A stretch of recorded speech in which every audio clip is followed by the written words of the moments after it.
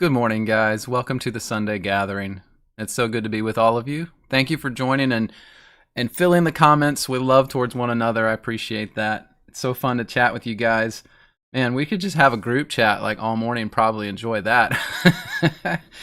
I think that would be a blast. But you guys do that so well. I appreciate your consideration towards each other and just the way you interact. Thank you so much.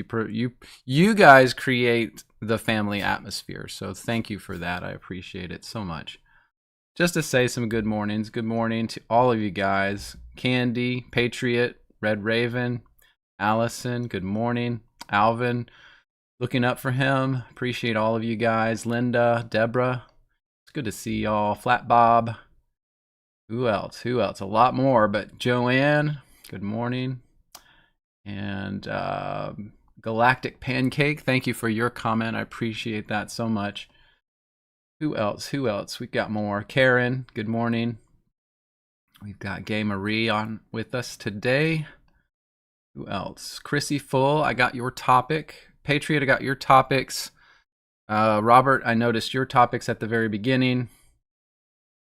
But just so you guys do know, as far as the topics, if you request more than one topic, I'm going to probably defer to other people and not necessarily do all of your topics. So, some of you guys request a few in a row, and I just think it's fair to let other people chime in. So, that being said, if you're in the chat and you see other people posting a bunch of topics, don't hesitate to post your topic, okay?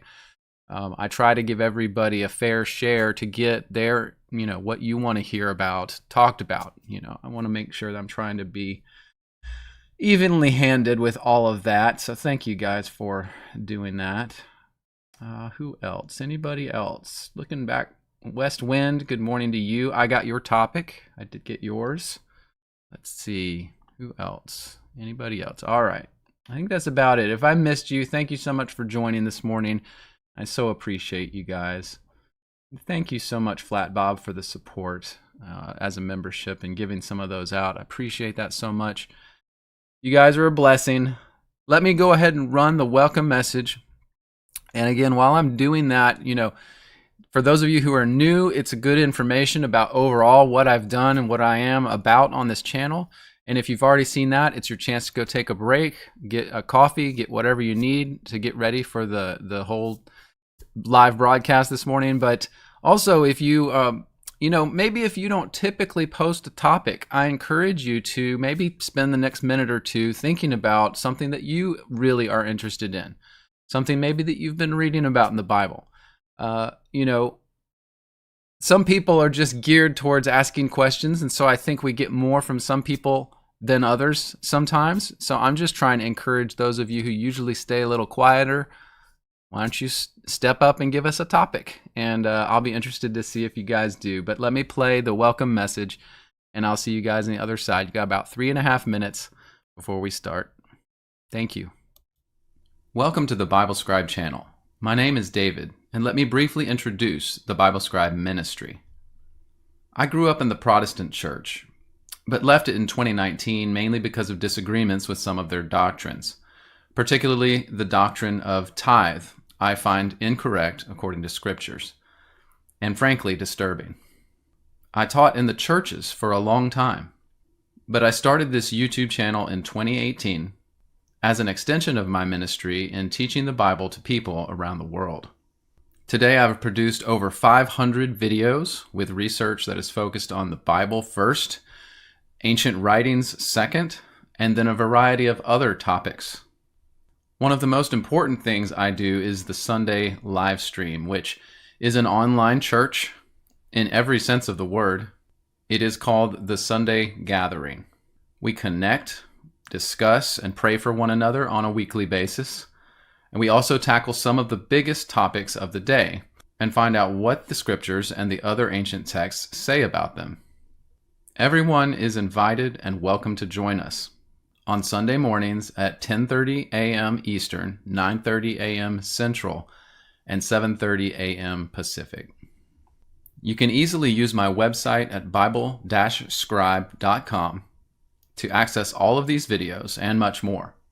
There are also more than 50 research articles on different topics, from flat earth to early church fathers to holistic cancer treatments and prevention.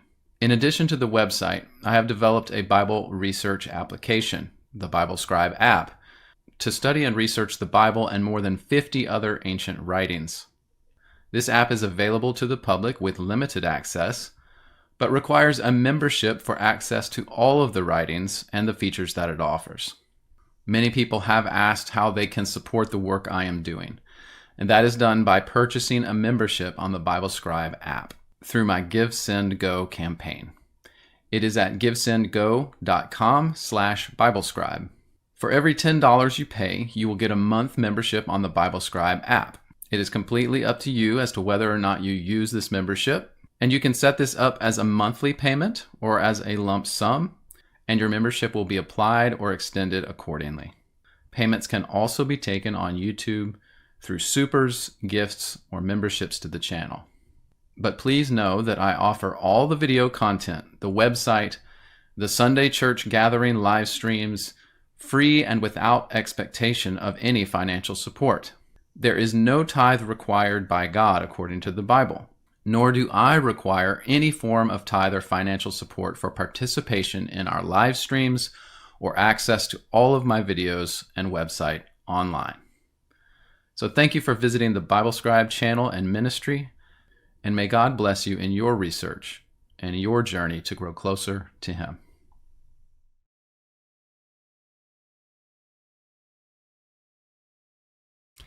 All right, guys, thank you so much for being with us this morning. A couple more good mornings to Stacia. It's good to have you. I haven't seen you in a while, so welcome back.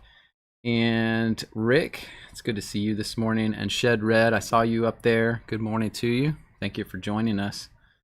All right. You say you've been around listening instead of chatting. I see that. That's fine. Just see your name. That's the only way I know anybody. That's the only way I know you guys are here, is if you say something. But I'm just glad to see your name there. Okay, so let's see. A couple announcements. I think because of the holiday, and I've got a lot of things on my schedule for family and lots of stuff, I think what we're going to do next week, next Sunday, I'll probably cancel the Sunday gathering. And that's just because it's going to be a crazy week, a lot going on, and you guys may have the same thing happening as far as, family stuff and all that, travel, who knows. So I think we're going to do that, just so you guys are aware. Yeah, and Flat Bob, you're probably right. No Wednesday gathering either, because a lot of people will be traveling, including myself, near that time there. So I think that's probably what we'll do. This week will be kind of an off week for the live streams, but I will say this, because I will have a lot of extra time this week, I'm actually taking some days off. So I will have some time. I'm probably going to finish up a video in the meantime. So there'll be something coming out probably in the middle of the week. And it may be the Simon Magus video. It's most likely going to be the first Simon Magus video. It's going to be in the middle of the week here.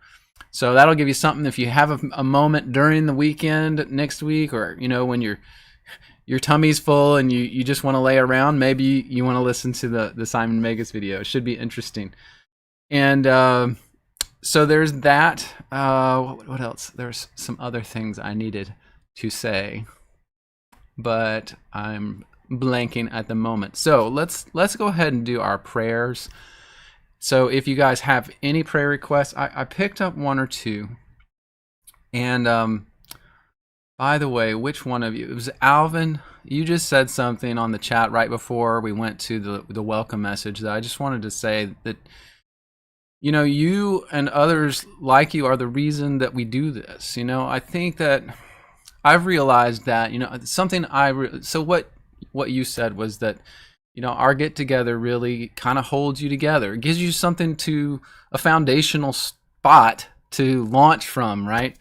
And I've started to realize that, that's part of what the Christian gathering, the church, is all about. It's so that we get together with Christians. Again, we, as the New Testament says, we are encouraging each other, building each other up.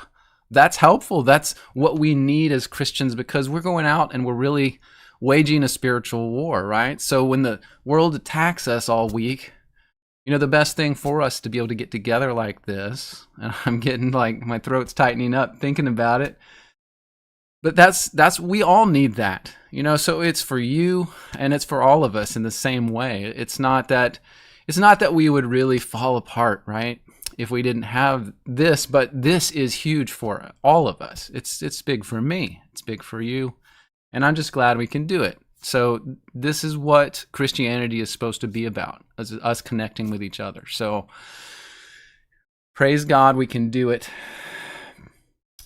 All right. Is there any other prayer requests? I'm just going to try to scoop them up before we do our prayer. Stacia, you say you're hosting and cooking for Thanksgiving and you're super nervous. Oh. Well, I'm sure you're going to do great. Great. I'm sure you're going to do great. I know for you ladies, when you're doing that stuff, it's a lot of work. I guess I have never obviously hosted a Thanksgiving myself, but you ladies do such a great job on that stuff.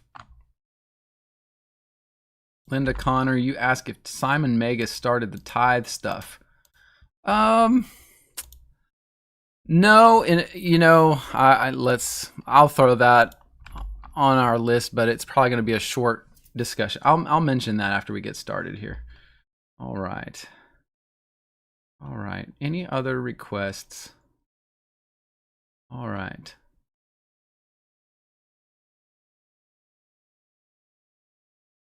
Okay. Flat Bob, you can do whatever you want. It's totally up to you, whatever you feel is the best thing. All right. Well, let me bow my head and say a prayer for us this morning, and then we'll get started.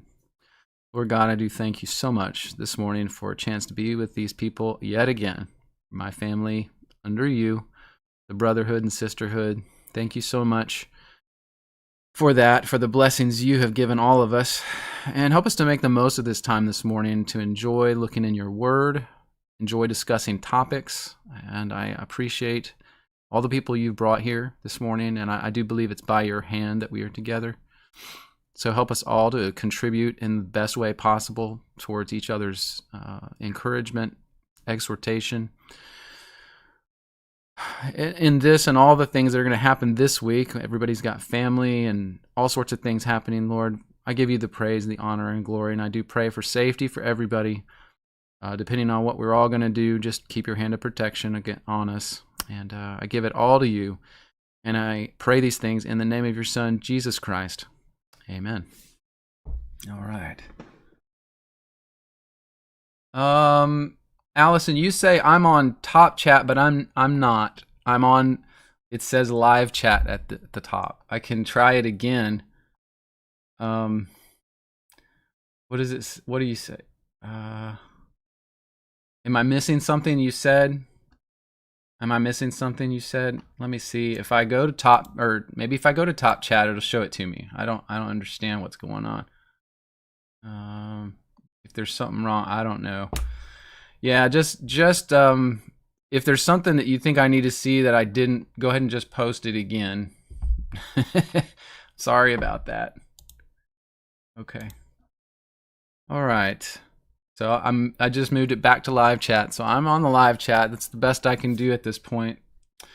All right. So we're going to be reading Acts chapter 23 today. So I think we will get to that now. Is there a setting for all messages that I'm missing? I don't see any settings that I've got for changing to, quote, all messages. It's just live chat or it's top. So, okay. You say it's just for the people in the comments. Okay. All right. Yeah, I think I'm good. Okay, so let's go to our Bible reading today in Acts chapter 23. And I want to say that before we get started, this section of Acts, from here, I think it may be to the end of the book, is all really one narrative. So what we're going to start today is this narrative about Paul and his return to Jerusalem after his missionary journeys, and then what happens. So I think that is going to, we'll just have to go through chapter 23 today and let it lie, because it starts and it goes for like 5 or 6 chapters. So let's do that. Let's get started with Acts 23. Now I'll pull it up on the screen for us. So let's see here. Going back to Acts 23. All right. And I'll make it bigger for you guys. So let's get going here. So if you remember last week in Acts 21 and 22, Paul came back to Jerusalem, and now he's in this situation where the Council of Jews is wanting to have a council against Paul. They want to take him down. They want to get rid of him. So I believe, let's see if I'm correct. I think that,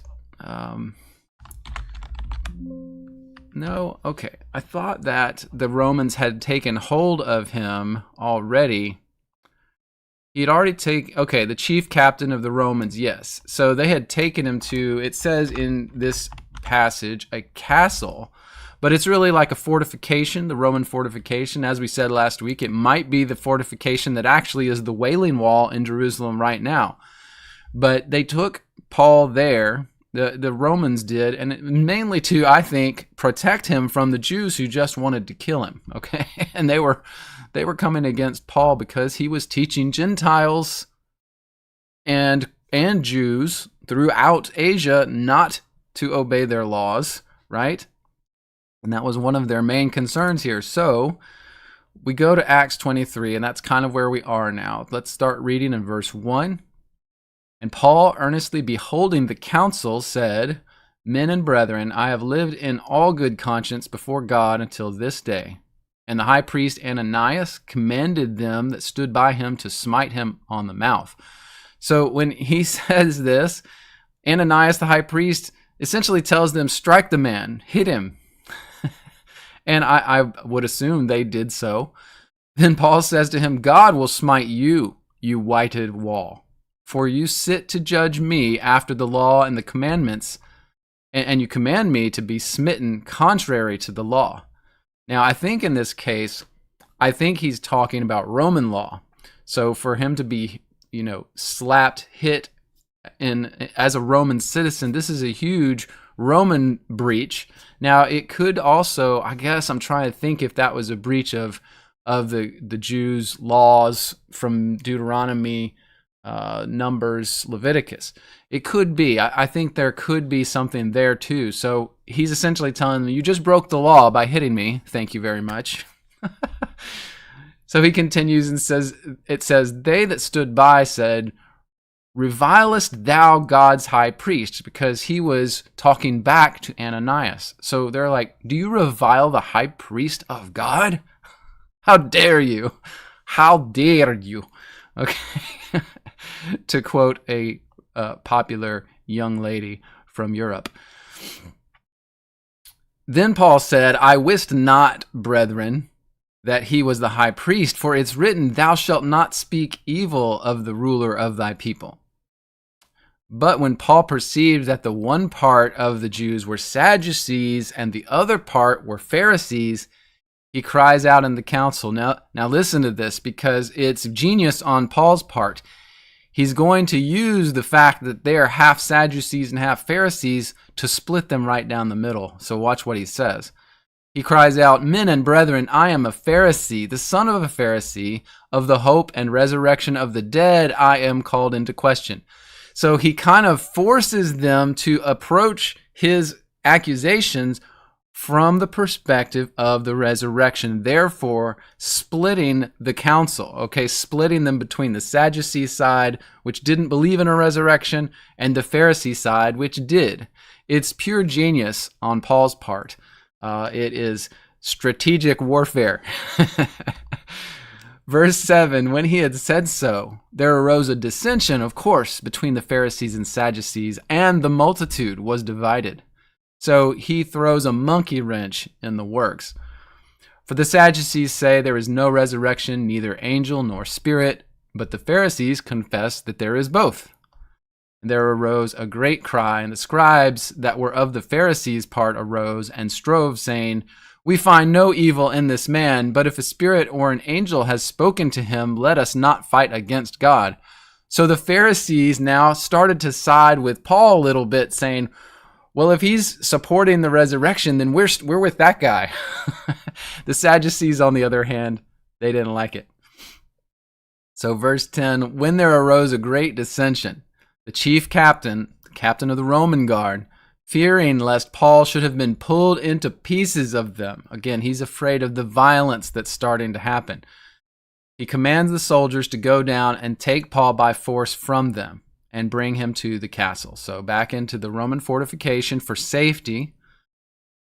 Verse 11, and the night following, the Lord stood by him and said, be of good cheer, Paul, for as thou hast testified of me in Jerusalem, so you must bear witness also at Rome.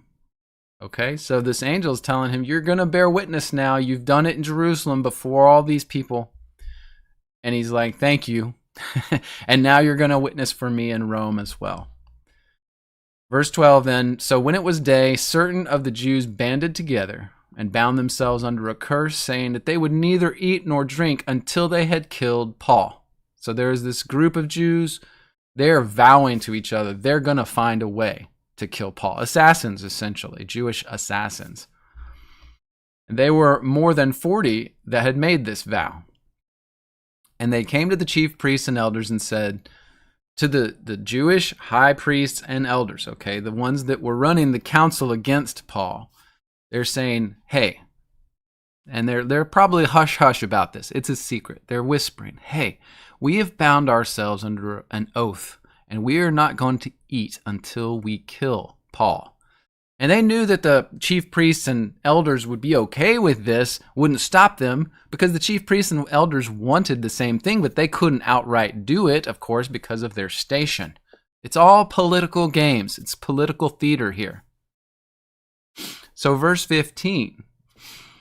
Now therefore, ye with the council signify to the chief captain that he bring him down unto you tomorrow, as though you would inquire something more perfectly concerning him, and we are ready to kill him.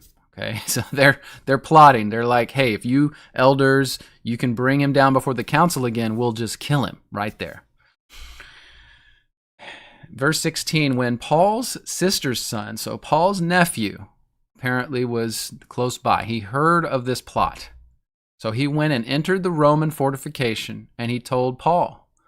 Then Paul called the centurions and said, bring this young man to the chief captain, for he has a thing to tell him. Now this is smart on Paul's part as well. He doesn't tell the centurion, he doesn't tell the guard what this plot is, because the guard would just say, you're nuts, get back in your cell, right? He says, no, this young man has something important to tell the captain. Can you please take him there? And in that way, he avoids that kind of squashing of his information. So he took him. The centurion takes the boy to the chief captain and said, the boy says, the centurion says, Paul the prisoner called to me and prayed me to bring this young man to you that has something to say to you. The chief captain took the boy by the hand, went with him aside privately, and asked him, what is it that you have to tell me? And he said, the Jews have agreed to desire thee, that you would bring down Paul tomorrow to the council, as though they would inquire somewhat of him more perfectly, but do not yield. So this is his nephew. This is Paul's nephew. Probably, I guess as a young man, this is a very courageous thing to do before the Roman chief of the guard. He says, for there are those that lie in wait of him, more than 40 men, which have bound themselves with an oath that they will neither eat nor drink till they kill Paul. And now they are ready, looking for a promise from thee to get him back to the council. So the chief captain lets the young man depart and charges him, see that you tell no man that you have shown these things to me. So he tells the nephew, don't say this again to anybody else. And he called to him 2 centurions, saying, make ready 200 soldiers to go to Caesarea. Now this is Caesarea Maritima, okay? If you guys remember, I'll go to the map real quick. Right there on the coast, north Jerusalem down here. And so it's just northwest on the coast from Jerusalem. So that's Caesarea Maritima up there.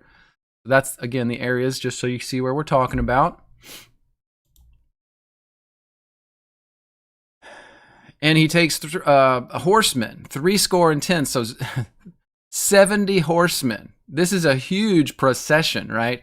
And 200 spearmen at about the 3rd hour of the night. So this chief of the Roman guard really sets this up to be a very secure transfer of Paul to Caesarea, okay?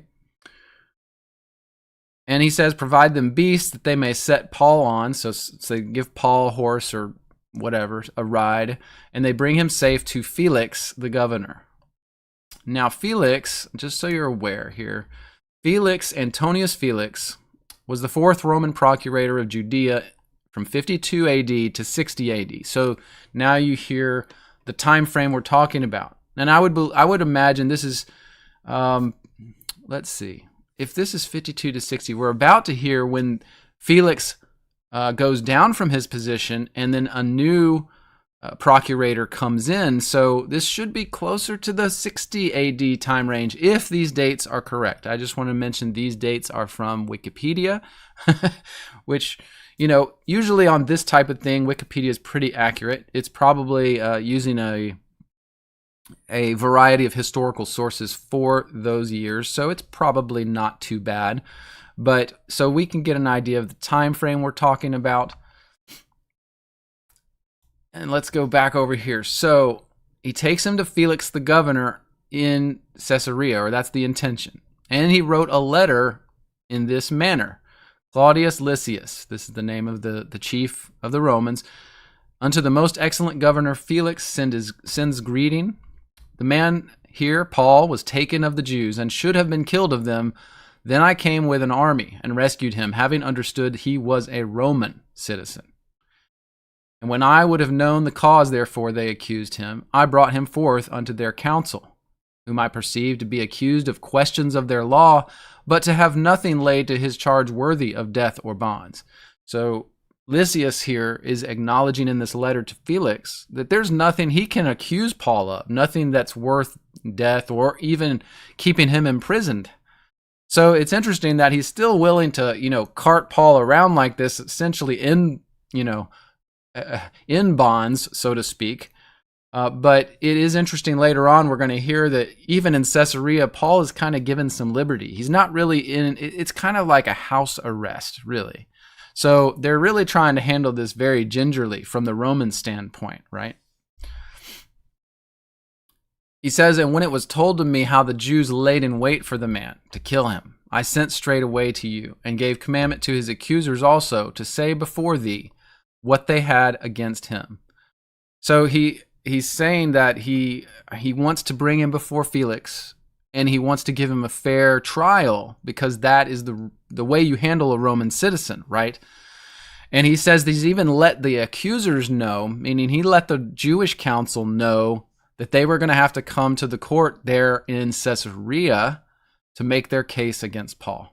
He says farewell in the end of his letter. Then the soldiers, as it was commanded them by Lysias, they took Paul. They brought him by night to Antipatris. Now, Antipatris, just again for your awareness, it's on the road to Caesarea from Jerusalem. Now, this isn't the biggest map. I apologize. But you can see that Jerusalem being down here, they would have taken normal, like just traditional roads north through Antipatris and then up, and it's not on the map here, but up here to Caesarea. So Antipatris, of course, on the roads. And it's just, to me, always interesting to see that these roads are even roads in the modern time. I mean, so you just got to realize in a, geographical, archaeological sense, most of the roads in the modern time, the main roads, are actually laid over the top of main roads from those times. And of course, the reason is very geographical. It goes between mountains through valleys. It does things that you would do on horseback, right? And it's the same as with vehicles. All they did was they were like, yeah, that's a good route. Let's pave it over and make it a street, right? So it's just amazing to me how all of these things match archaeologically to what we're seeing in the first century. And, I would kind of make a plea here to those who have the idea that there's something in America that is related to biblical geography. I think that if you guys have been with me any amount of time on these Acts studies, or when we were in the book of Mark, seeing these geographical locations, I challenge you to figure out how any of that translates to America. Okay, it's so well known, it's so archaeologically supported that all these places are the literal places where Christ walked and these apostles walked, that trying to somehow deny all that history and archaeological evidence and move that over to America somehow, I would just say, to me, that's well beyond the realm of rational. Okay, so I think that there's ample, extensive, overwhelming evidence that all the places we're talking about are the places that these people lived, worked, walked, came from, and that the places these biblical stories were all fulfilled. So I just want to throw that in as a bonus. All right, so back over here. So they brought him by night to Antipatris, halfway to Caesarea, and on the morrow they left the horsemen and go with him. They returned to the castle, who, when they came to Caesarea then, and delivered the letter to the governor, presented Paul also before him. So they made it all the way to Caesarea with Paul. Some of the horsemen and some of the soldiers came back once they had gotten to Antipatris. You know, it was more like getting him out of the city safely. So some of them then returned, but then they delivered Paul to Caesarea, where Felix ruled from. And by the way, remember that Caesarea Maritima was really renovated and rebuilt by Herod the Great, the one that tried to have Jesus killed as a baby, right? And so there's connections all over these places, right, to the scriptures. So just realize that's the place we're talking about. And in fact, as we get further into this story, I think you're going to see some archaeological evidence of exactly where this council against Paul took place in Caesarea. So stay tuned when that stuff happens. We're going to see some amazing things archaeologically as well. Verse 34, when the governor had read the letter, Governor Felix, he asked of what province Paul was, and when he understood he was of Cilicia, he said, I will hear thee, said he, when thine accusers have also come. So he says, we will have this trial, a chance for your accusers to accuse you and bring trial, and then you to respond. It will all happen here under my governance here in Caesarea, in our courts. And he commanded Paul to be kept in Herod's judgment hall. So I'll just quickly bring this up. Then some of this archaeological interest it's just so interesting. So if we come over here to the map and we come up here to Caesarea Maritima, I just want you to see some of the archaeological things here. So it's on the coast, obviously, and it is right here on the coast, where it's now a national park, and it's because there's so many ruins here. Caesarea National Park is what it's called. But this is where boats would dock. This was the harbor, the ancient harbor. I don't think it's any longer used as that. But some of this stuff, it's going to be a little fuzzy. If you can see right here, and I will find better, this item right here, this archaeological ruin, is a ruin of their amphitheater. And it's the one that Herod had built here at Caesarea. And I believe, just looking at some of the surrounding archaeology and ruins, it seems to me this may have been exactly where Paul stood before Felix and Agrippa and all these Jews and defended himself in the coming chapters of Acts. So I'm just saying, it's incredible. Let me see if I can find a better picture of that. Caesarea Maritima. What is it called? It's not a coliseum, but maybe that word will get me there. Yeah. Amphitheater.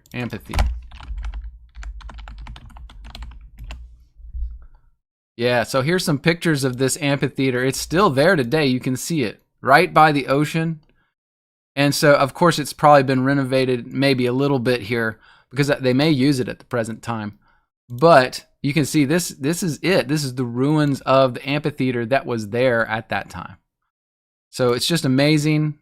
You can visit it, of course, but just cool stuff, right? I mean, it's amazing that the archaeological evidence for the things in the Bible is ridiculously overwhelming. It's ridiculous.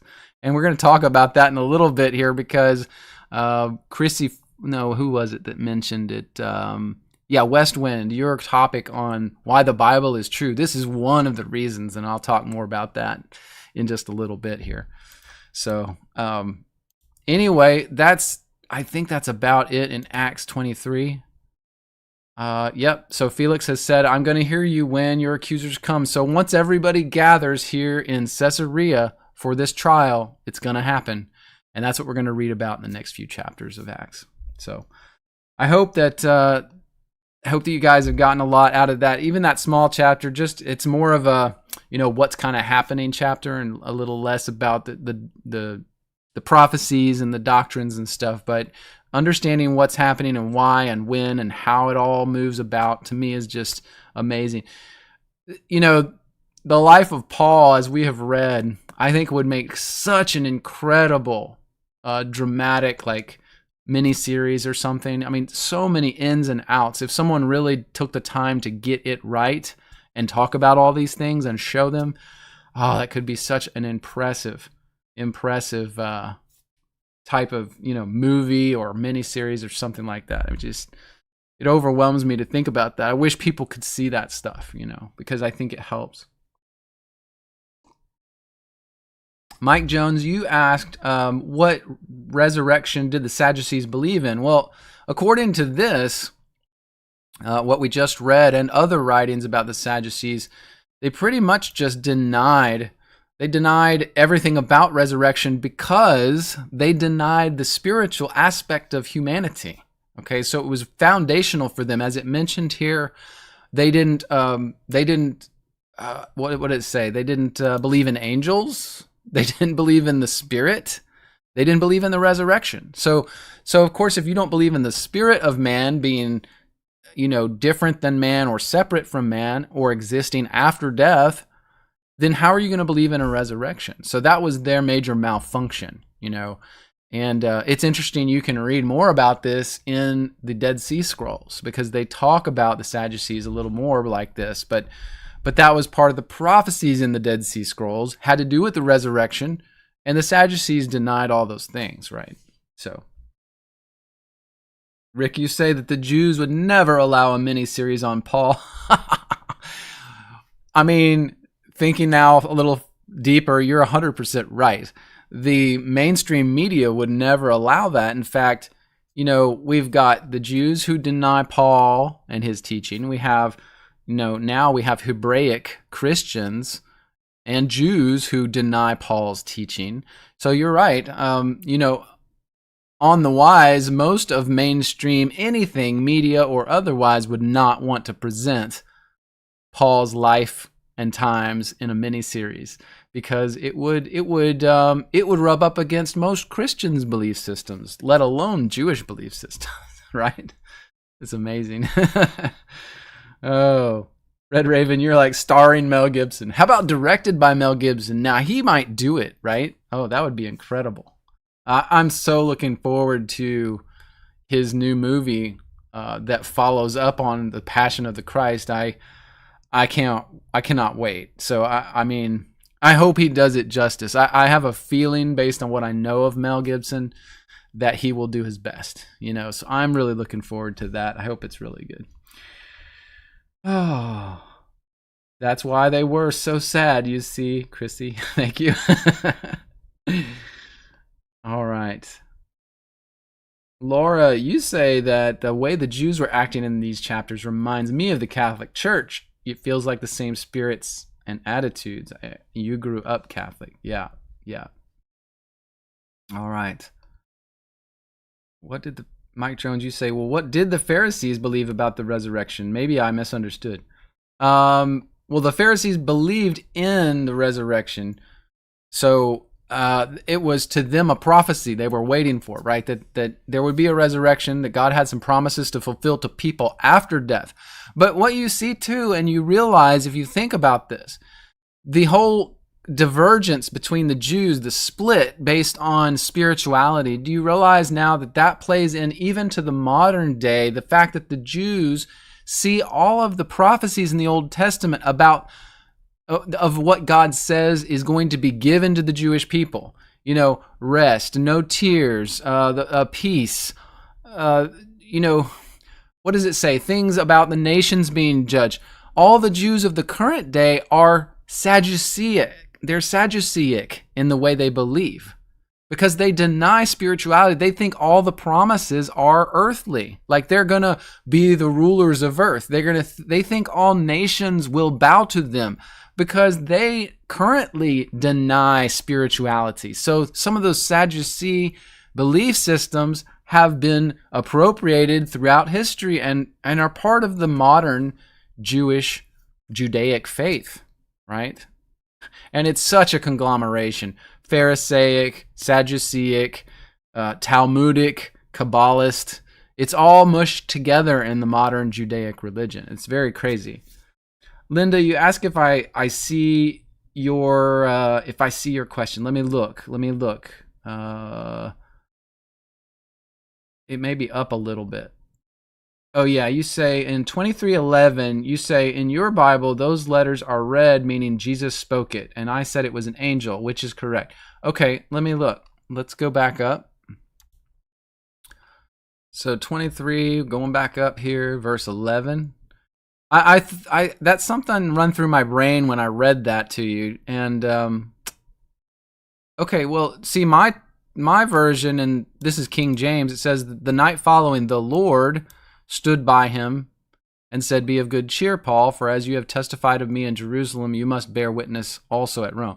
Yeah, that's Jesus. I mean, did I say an angel? I may have misspoke, and for some reason, I don't know why I would have said that, but yeah, this is supposedly Christ. And as we saw through Paul's missionary journey, we saw not an angel at many different times, but we saw Christ appearing to Paul, many different times through the book of Acts. So I would say, yeah, you're right on. And if I said otherwise, then I apologize. I didn't mean to do that.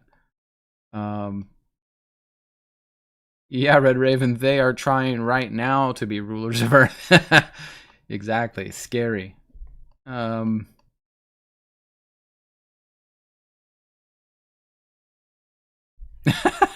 Patriot, you said you had a guy tell you last night that he was Jewish, and you asked him what flavor of Jewish, and he couldn't answer you. Well, see, I don't know that the Jews, maybe they should. I mean, there's different sects of Jews, even now, Hasidic, and I mean, I think Talmudic is a group, but I don't know if they call themselves that. What is it, Hasidic and Orthodox, and I don't even know all of them. I probably should do a better job of familiarizing myself with the enemy, so to speak. I shouldn't have said that. I shouldn't say that. They're not my enemy other than when they do things like my enemy, Satan, does. And they side with my enemy, Satan. That's when I have a problem with them. If they are good, if they start to recognize Christ, I'm good with them. But I have been having multiple conversations online this week with people because the Jewish thing is like exploding on X. And I'm sick of it. So I'm starting to call people out again and again and again. And I keep telling these people, the Jews, if they do not accept Christ and they don't follow Christ, they have nothing. Their law means it doesn't help them at all. Their Talmud doesn't help them at all. None of it means anything unless they accept Christ, because they, in the modern time, all know about Christ. So as even, when were we talking about this? It might have been Wednesday night. Different writings by the early Christians about their law. It might have been in that law video I just did with the early church fathers. If it was saying stuff like, if the Jews knew of Christ and hated Christ, they were going to pay for it, right? That's wickedness. They will not be a part of the kingdom. So if they know of Christ and in faith they are good with God, then it's fine. But if you hate Christ, you will not be in God's kingdom. Doesn't matter how many sacrifices you do. It doesn't matter how many feasts you perform. It doesn't matter. None of that matters. None of it. All those works are works of the flesh to God. God spent volumes of the prophets saying, I don't care about your feasts anymore. I don't care about your sacrifices anymore. So these Jews have to realize they are on the wrong team until they accept Jesus Christ. They have nothing. Everything they have is void of value without Christ. And I'm just tired of having the conversation with people. But even Christians, I'm talking about even Christians online. And it's funny when I talk to them, they realize they're like, oh yeah, well I didn't mean anything about, like we're arguing over the what they think is anti-Semitism. And what I'm saying is like, no, they just need Christ. We don't need to support them with our country. We don't need to do this. We don't need to fight their wars, but they need Christ. We need to send missionaries there to teach them who Christ is and try to convert them. But that's all we need to do. We don't need to send them our money. But these people are so like, their brains are not connecting everything. And when I say, look, there's nothing for the Jewish people if they don't have Christ. These finally, I think some light bulbs go on with these Christians. Are like, well, yeah, I mean, you're right, but blah, blah, blah. So it's like, they don't get it. I think that really in the heads of many Christian Zionists, they think that somehow the Jewish people are okay before God if they just keep practicing their law. I think that's what they think. And it's a little frightening that even though Christ said, I am the way and the truth and the life, and no man comes to the Father but through me. For Christians that believe those words of their Savior, to then make an allowance in their hearts and in their minds for a people that rejected him outright, their ancestors killed him, they have total disregard for Jesus as a charlatan. They think he's a charlatan. He was born and not born of a virgin, but that he just came up in the first century as one of many so-called messiahs, and that he was deceiving everybody. Those people will go to hell if they do not accept who Christ was, the Son of God, the Messiah, the Redeemer, who fulfilled all the prophecies to the Jewish people in the Old Testament. So I'm on my rant now because I've been fighting this all week and I'm tired of it, but this is the truth. This is the truth. And I don't know what to say. I don't have much of an audience with Jewish people, but I implore you, I plead with you, if you are Jewish, come to Christ. It's the only hope you have. It's the only hope you have. If you hate Christ, you will not be with him in the end. You will not be a part of the kingdom. Sorry. There we go. There we go. I'm going to take a sip of coffee now. I'm going to calm down. I'm going to calm down. Thank you for all the little hearts and everything, guys. I mean, yeah, if you agree, give me the hearts if you agree. I mean, it's like I'm so tired of the debate, but the good thing is that the debate is now happening. That's one of the things that we need to realize is that whatever is causing this to come to the surface on places like X or online, it's a good thing that it is coming to the surface and we can debate it. Because in the past, these things were all just there and we couldn't actually debate them with anyone. We couldn't actually attack, but now we have the ability. We have the ability. It's coming to the surface. And I think that's a part of the plan, honestly. So, anyway. Rafa Sieber, you say, we love them all because they don't know the truth. The way to the Father are lost. They haven't found the way, but most don't read or have a clue. Religion is secondary, spirituality lost. Read. Yep, good points there, Rafa. Good points. And that's the thing, is I want every single Jew on the planet, everyone who calls themselves Jew, whether they are or not, I want them all to understand who Christ is and to come to him, convert. I want that. That's what I want. But if you know, it's just like in the scriptures, if you harden your heart towards that, I can't help you. No Christian can help you, and Christ can't help you if you harden your heart towards him. So it's that whole dichotomy, that game of, if you reject, then you know it's hard for us to, we can't help. If you reject it, it's over. I'm sorry. Sorry. You're welcome, Patriot. CCAC, it's good to see you this morning. Welcome. Good to see a bunch of you guys. Rolf, I had not said good morning to you. Candy, you say, if you think about it, there's not much difference between Jews and Muslims both denying Christ. I mean, in that sense, it's the same story, right? I mean, it's the same story for every human on the planet right now. You've got to accept Christ.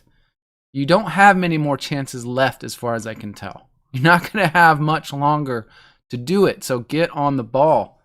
Do it. Yes, CCAC, Ben Shapiro needs Christ. I mean, he is playing the game. Ben Shapiro is playing the Talmudic Zionist game right now. He is totally absorbed in it, and it's tied to his livelihood. It's tied to who he is. He may actually be scared of if he turned the other direction. What do you think would happen to Ben Shapiro if he tried to come out tomorrow and say, yeah, you know, my people are a little misguided and Jesus Christ is the answer for all humans everywhere? It's obvious. I mean, I can't even imagine Ben Shapiro saying that, but if he did, what would happen? You can imagine it would be a tidal wave of attack from every corner of the internet. I mean, all these Israeli bot farms and everything else, they would just pile on to Ben Shapiro. I mean, he would be dead in a week. Absolutely. Oh. Tom, you say, I'm tired of the Middle East altogether. I mean, that really, you know, I agree with you. I agree with that sentiment. I'm tired of it's chaos, right? Those people, and it's historical as well. The Muslims, the Arabs, the Jews, the Palestinians, the Persians, the Turks, that, you know, Magog, Gog, the Kazakhstanians, all these different groups are historically at war. And it just has not changed in the modern time. Then you have the British who mess and mingle with that and use it to their advantage. And it's just a big fat spaghetti pile of mess over there. And I agree, we on this side of the world, I don't know why we have anything to do with it over there. Why are we in the middle of that?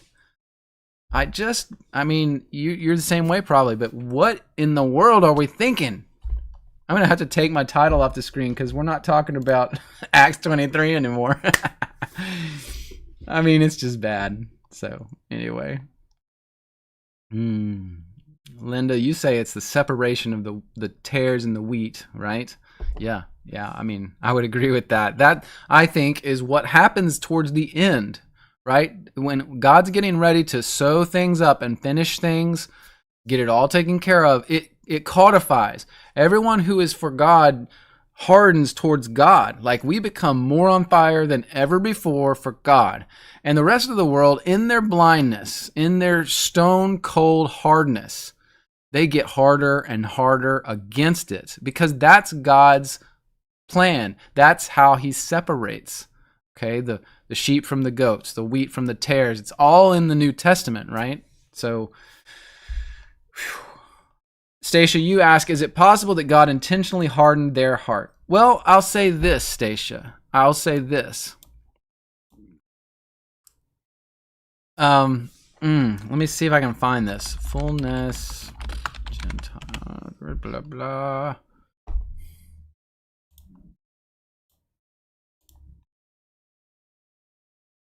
Let me see some. I'm sorry, I'm looking something up.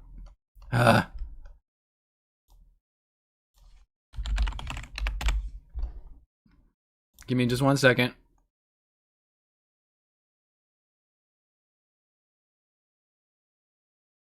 So I'm gonna try to make the point briefly. Let me put something up on here. Times of the Gentiles. Let me try to make this point. It's hard to make, and I probably need to do a video, like a full research level on this and get to it. But let me put this on this. Welcome to the Bible Scribes. Sorry about that. Sometimes I hit that stupid button on the welcome and I go. Anyway, the times of the Gentiles. So like Luke 21, Romans, no, not Romans, not talking about that. Luke 21, the times of the Gentiles to be fulfilled. Okay, the Jerusalem will be trodden down of the Gentiles until the times of the Gentiles is fulfilled. You got that in Luke 21.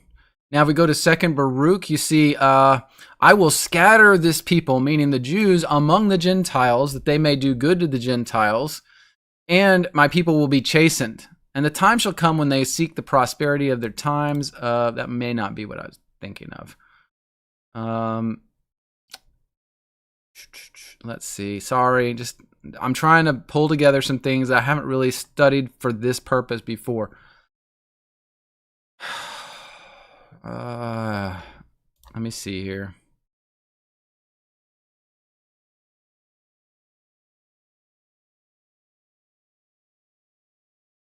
Yeah, I'm not sure that's the right thing.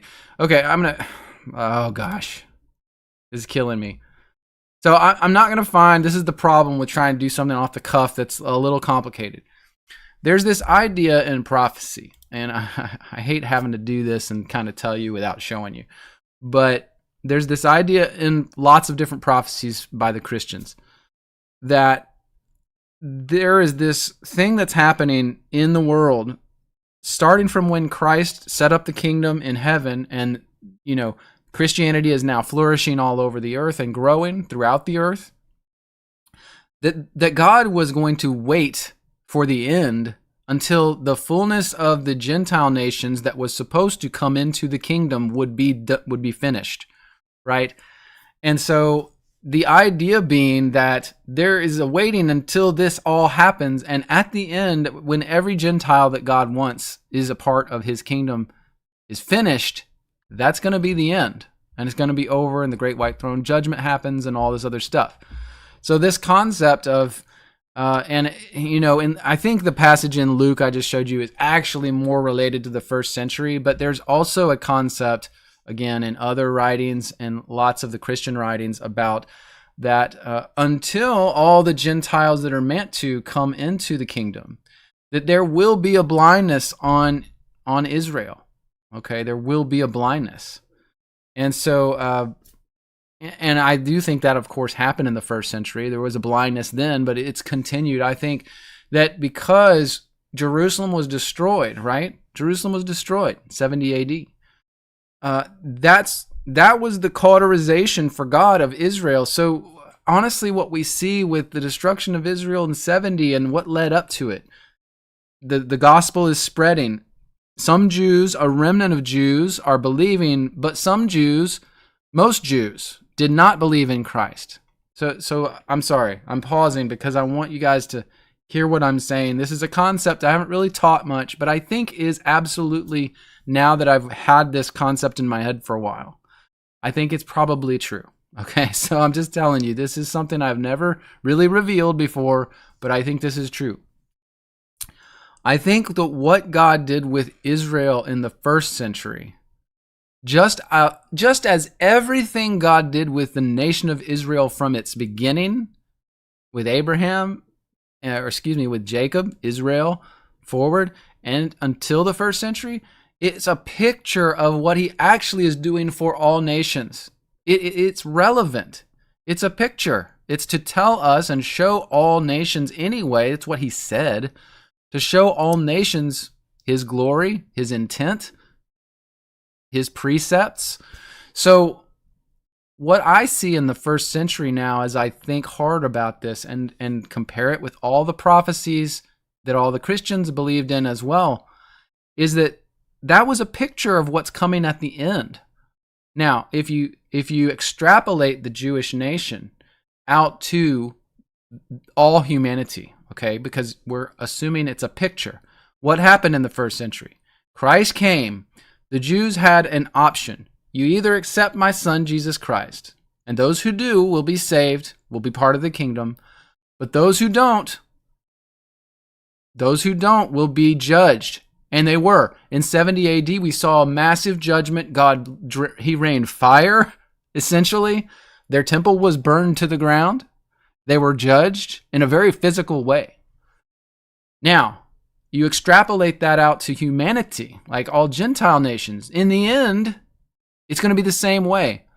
Most Gentiles will not accept, but a remnant, a small portion, this is the broad way versus the narrow way. A smaller portion will accept Christ. Of course, we're talking about the whole world, so that's a lot of people, right? But it's the same way in the end. He will harden the hearts of those who have not accepted. Those who have accepted will stand firm, will be bold, may go to their deaths in some cases for what they believe in the end, because the others' hearts have been hardened against God and against the gospel. And just as God judged the Jews very physically at the end in 70 AD, after a 40-year waiting period, and that was the time they had between when Christ had been here and before the end for them to figure it out, right? And in the same way, I think there's a small time period here at the end for people to figure it out, and then it will be a very physical judgment by fire, just like it was for the Jews. So I believe that, just again, like everything in the whole history of the Jewish nation, and we've gone over time and again all the different things that relate to what Christ was doing, the fulfillments, it's going to be the same way in the end. A small portion, the narrow way, Christians all over the world, not the majority of people, but a lot of people. And they will accept Christ and be the ones at the end who are taken as a part of the kingdom. And until the time the fullness of those Gentiles comes into the kingdom, we still have a little time left. But as I was saying, these Jews and others who reject Christ just don't have much time left, in my opinion. And there's even more to that we could talk about. We could talk about some Christians like Sir Isaac Newton, who pinpointed to our exact time period, in fact, the year 2026, where he thought the end was going to be. We could, and I'm not saying that I think the end is going to be in 2026, but I think he was somewhat close. And then we have other things that to me, again, point to that we are close. So I don't know. That's just me talking out of my heart. But I'm just saying, I do think that this view of that God was projecting future history with what he did with the Jewish people, I think it's correct. That's what I keep seeing now that I've had that opinion since last spring. I haven't really told you guys about it, but I tend to think that's what we're going to see as things play out. But anyway, that's here nor there now, right? We just got to keep doing what we're doing. Red Raven, I'm right on board with you and Linda and Flat Bob. You guys, exactly. I agree with all that. Let's see. Yeah. All right. Well, have we fully I fully ranted and raved and give y'all some extra stuff, some bonus stuff. Some bonus stuff. Tomcat, you mentioned the parable of the vineyard. Yeah, that's an incredible parable.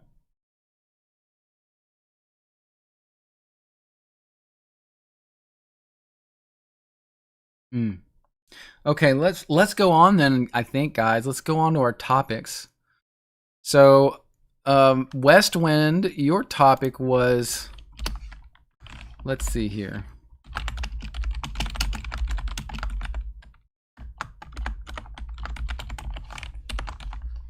this was your topic.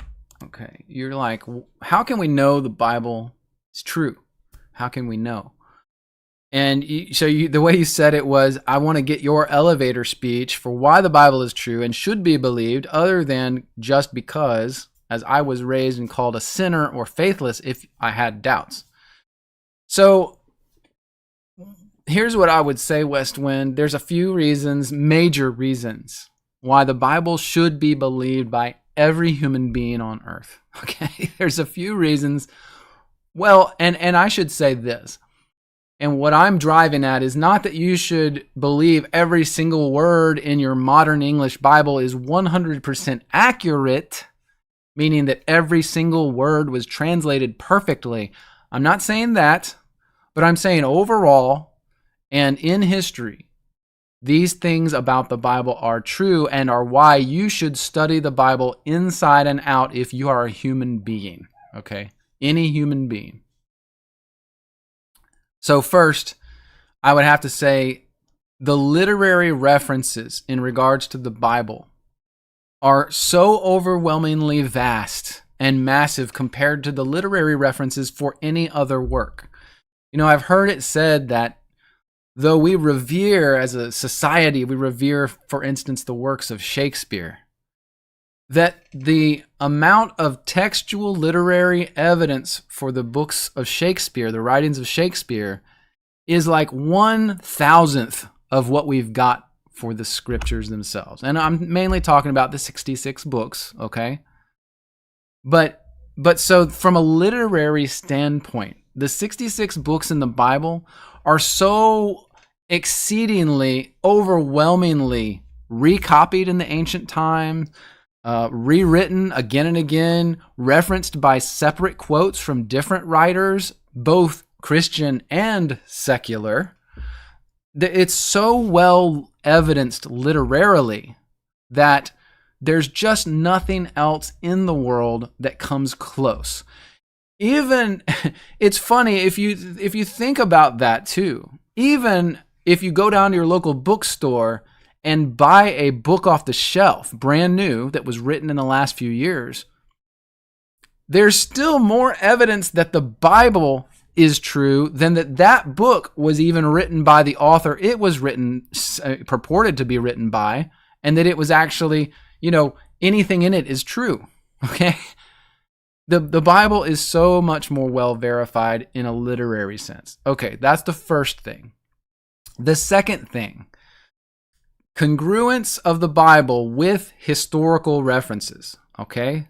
So that means that the historical narrative that the Bible teaches is in 100% congruence with almost every available historical scholar, secular scholar, that has been found in history.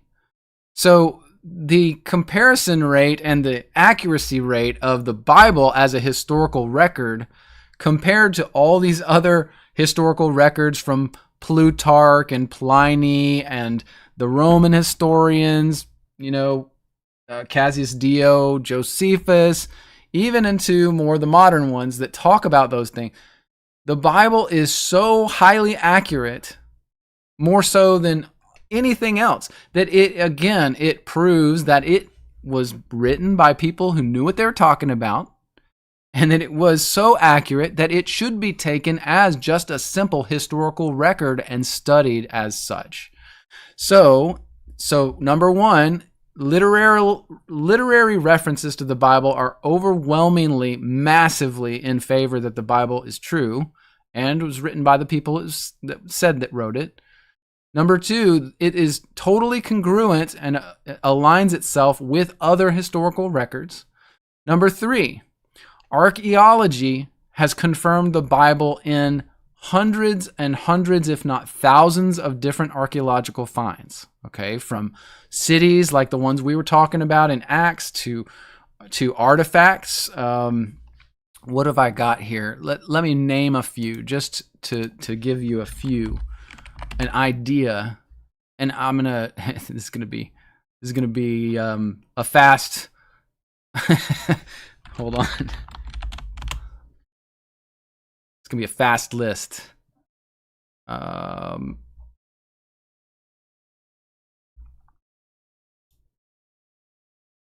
Oh, shoot. I didn't even have most of this for the Bible. Archaeology, blah, blah, blah. Oh, my goodness. Hold on. Oh, why did I make this hard for myself? Let's see. Here we go. Biblical archaeology. Just to give you an idea, and I haven't recorded much, but just a few things. There's a wine press in Jezreel that is referenced in 1 Kings 21. There's a record called the Amarna letters. What is this? I can't remember what they record. The Amarna letters are an archive written on clay tablets from 1350 BC, primarily consisting of diplomatic correspondence between Egyptians in Canaan and Amaru.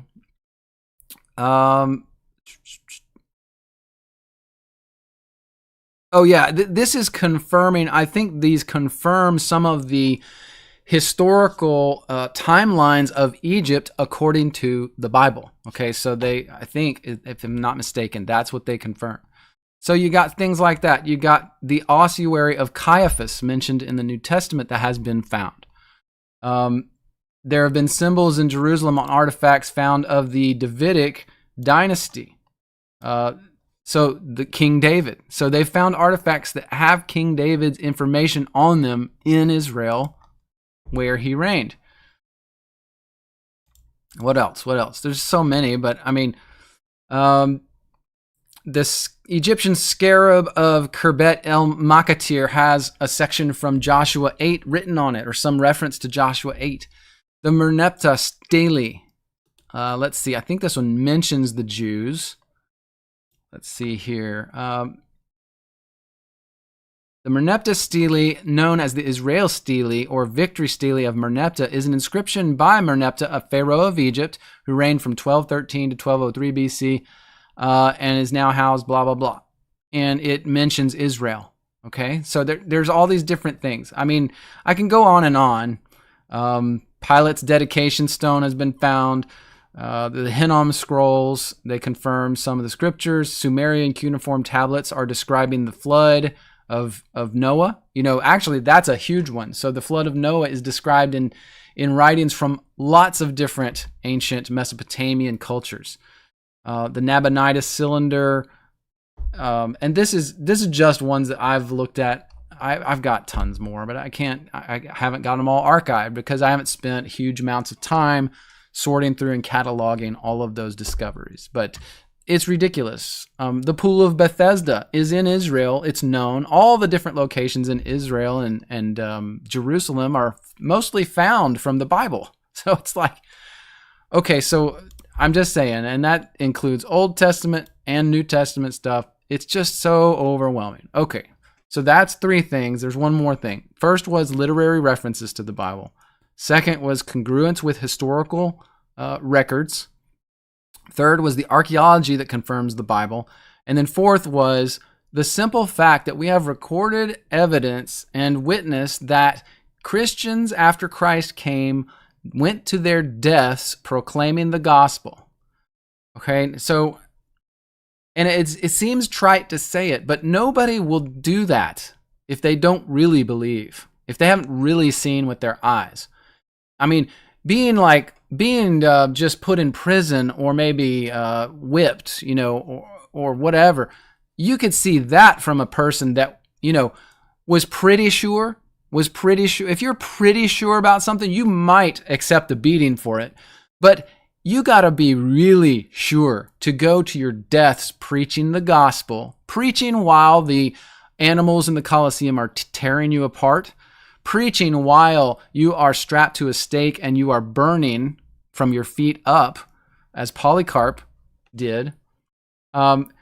Those people proved that they 100% believed in what they had seen and heard, and that Jesus was an actual historical fact.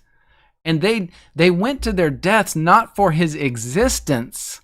They went to their deaths by saying he resurrected from the dead and is at the right hand of the Father. That's what they went to their deaths for, the gospel. So those, to me, four things are just so overwhelming reasons, such overwhelming reasons that the Bible is super accurate, super attested to and confirmed with so many historical things, and worthy of every single human being's time and effort to read it and understand it. Just from a secular standpoint, those reasons alone are very secular reasons. Like, that doesn't have anything to do with my beliefs on the gospel. Those reasons from a secular standpoint should mean that the Bible is required reading for every human being who goes through any educational system anywhere. Because the writings of the Bible are more well attested to than the writings of any author or authors in all of history combined. Okay? So that's my short rant or elevator speech on why the Bible is so good, so important, so valuable, and every person on earth should read it. West Wind, yeah, if it were not true, why would Jesus be hated around the world? People don't often hate something that's false, right? To your point, you don't spend time as the agnostics do or the Satanists do attacking something that's just outright false, right? If they knew it was 100% false, would they waste their lives attacking Christianity? No, there's something intrinsic about it. There's something in their souls that's fighting against it, and they cannot stop, right?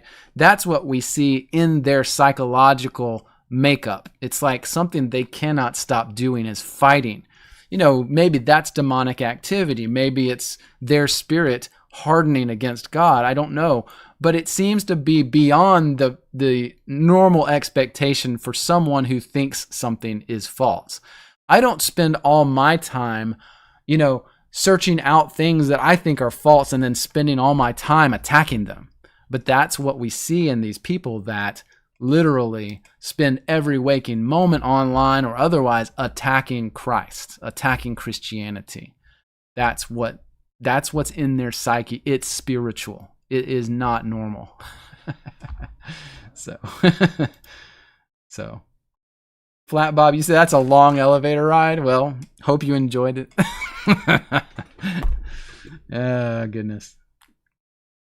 Yeah, Chrissy Full, you mentioned A Case for Christ by Lee Strobel. Yeah, and he makes one of those same points, the point about people dying for that faith, right? If you are in the generation of Christ and it's a record that you died for your belief in that man and what happened to him, then it's most likely true. Or else it's the greatest deception ever known to mankind, which it just doesn't wash that it's a deception, because you would have had tons of people in the middle ground. If it was a deception, you would have had, not only just the Christians and the non-Christians, you would have had a middle group where there's all these people like, I don't know, blah, blah, blah. It would have been chaotic. But instead, what you see is you either see people that really believed and were going to their death, or you see the people that were vehemently attacking. So I don't know.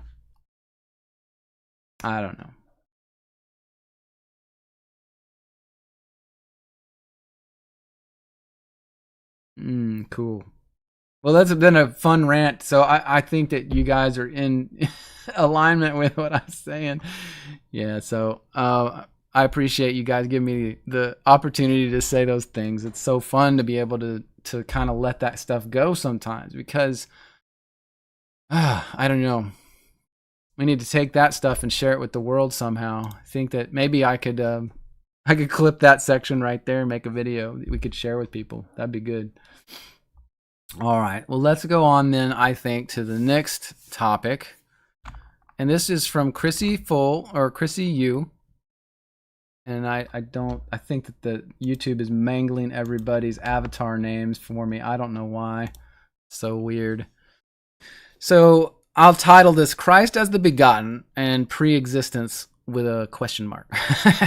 So you said, can we discuss Jesus' Genesis, or his beginning? And you mean like the word birth, quote unquote, in the Gospels, or begotten. Because it never says birth in the English. It always says in John 3:16, my only begotten Son, okay? And you say, this seems to contradict verses about Jesus being with the Father before. So you're asking, is he pre-existent or is he not? Okay, so it's oftentimes a semantic argument. So when we look at, let's do this briefly. Let's look at John 3:16 and the word begotten, okay? So let's go to the Bible Scribe app, just using it for the King James, obviously. John 3. So John 3, we'll go down to 16. And let's read 16, I think 17 and 18. They all go together. For God so loved the world, he gave his only begotten Son, whosoever believes in him should not perish, but have everlasting life. For God sent not his Son into the world to condemn the world, but that the world through him might be saved. He that believes on him is not condemned, but he that believeth not is condemned already, because he hath not believed in the name of the only begotten Son of God. Says the word begotten twice. It's not making a mistake there, so let's dig into why is it now using that word twice. So we'll just start in verse 16. We'll go over here, hit the Greek, just so you can see the word. And what we're going to do is do a kind of a Strong's word search on this word. The only begotten, or the begotten, the one begotten, it's the Greek word monogene, okay? So we'll go to the Strong's, monogenes, and the way Strong's describes it says only begotten, or just a child, the child of, okay, the child of God, the Son of God, okay, or only born, okay. So you see them trying to grapple with the word mono connected to the word genes. Genes is actually very well known and used as being born of something. So it's not like a question mark. Is God saying that Christ was born of him? Like he had a beginning? Is that true? Well, let's dig into that. So if we go to this word, I think is going to take us, the root of genes or genomai. And this is a very broad word. Let me see if we go down here to the usages, we get some help. Oh, it's really far down here. Yeah, I think this root is a little too far back, so it means it's a very broad term, so we went a little too far. Okay, let's back up then. Let's look at where this word monogenes in general is used throughout the Bible. Okay, so let's do this, and let me scroll out a little here. So you can see now all the uses of monogenes, begotten. Now in Luke 7:12, it says, wow, monogenes is used to describe another man's son. Okay, so there's a confirmation that this means God's son, born of God. Okay, now Luke 8:42, it uses the same about another man's daughter. Okay, so this is again not Christ, but it's obviously the Greek word used in these writings to talk about someone being born of someone else, someone being the progeny, the son or daughter of someone. Luke 9:38, another person, he is my only boy, he is my only child, he's my monogenes. It's the same word. So, I've heard some teaching by Mike Heiser on this word, and he tries to change it. He tries to change this, and I think that's really the basis of a video I did. It's on my channel. It has to do with Michael Heiser and the Trinity. I think Heiser tries his best because he's a Trinitarian. He tries to change some of these words and make it like, oh, this could be something different. That's what he does in the case of John 3:16. He says, well, this doesn't really mean born. It means something else. But the problem with what he's saying is if he had gone to all these other passages, he'd realize, oh, wow, John 1:18 mentions the same thing with Jesus. These other passages in Luke talk about other daughters and sons. They were born the same way that Jesus was born of God.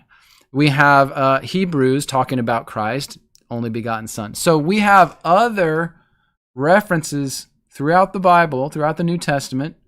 And I bet if we actually had access to other Greek works of this time period, we would see those words used in other writings that are totally not biblical that mean the same thing. Okay, monogenes, my only son, my only daughter, my only child. Okay?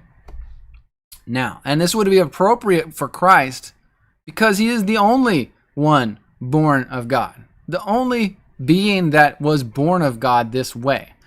It's the only time that any entity is talked about in this way in regards to God. It's only Jesus Christ who came out of the Father. Now, in reference, Chrissy, to your question then, can we discuss Jesus' Genesis, his beginning, and why does it contradict verses about Jesus being with the Father before? Well, the verses mainly that I think you're talking about that are God or Christ being with the Father before is John chapter 1, right? In the beginning was the Word. The beginning of what, by the way? That's the question. So it's going to tell us in verse 3. In the beginning was the Word was with God, the Word was God. Now, the word God is theos in Greek. It means deity. So, in the beginning was Jesus, and Jesus was a deity, and he was with the deity, meaning with God the Father, and he was deity also. Why was he deity? Because he was his Father's son. It's not making a statement here about the nature of Christ. It's telling you he was there with God. When? The same in the beginning with God. He was there in the beginning. The beginning of what? Well, in verse 3, all things were made by him, meaning the Logos, Christ. And without him was not anything made that was made. In him was life. Life was the light of men. So the beginning being talked about is the beginning of human history of the earth. That's the beginning.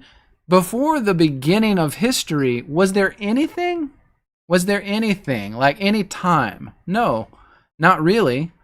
Whatever way God, measures time in heaven, it's obviously a little different. So, Jesus, by the way, and we've studied this now in different places, like even in the video I just did on the law with the early church fathers, the early Christians were talking about that Jesus was the start and finish, both of the law and of history.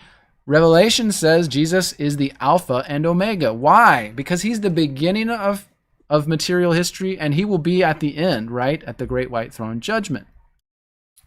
Now, that doesn't mean Christ ends, but Christ was born of God. Then Christ, at God's behest, just like everything Christ did, was at the will of his Father. He then creates the earth and all of us. And then he is also going to be the one that finishes earth, okay?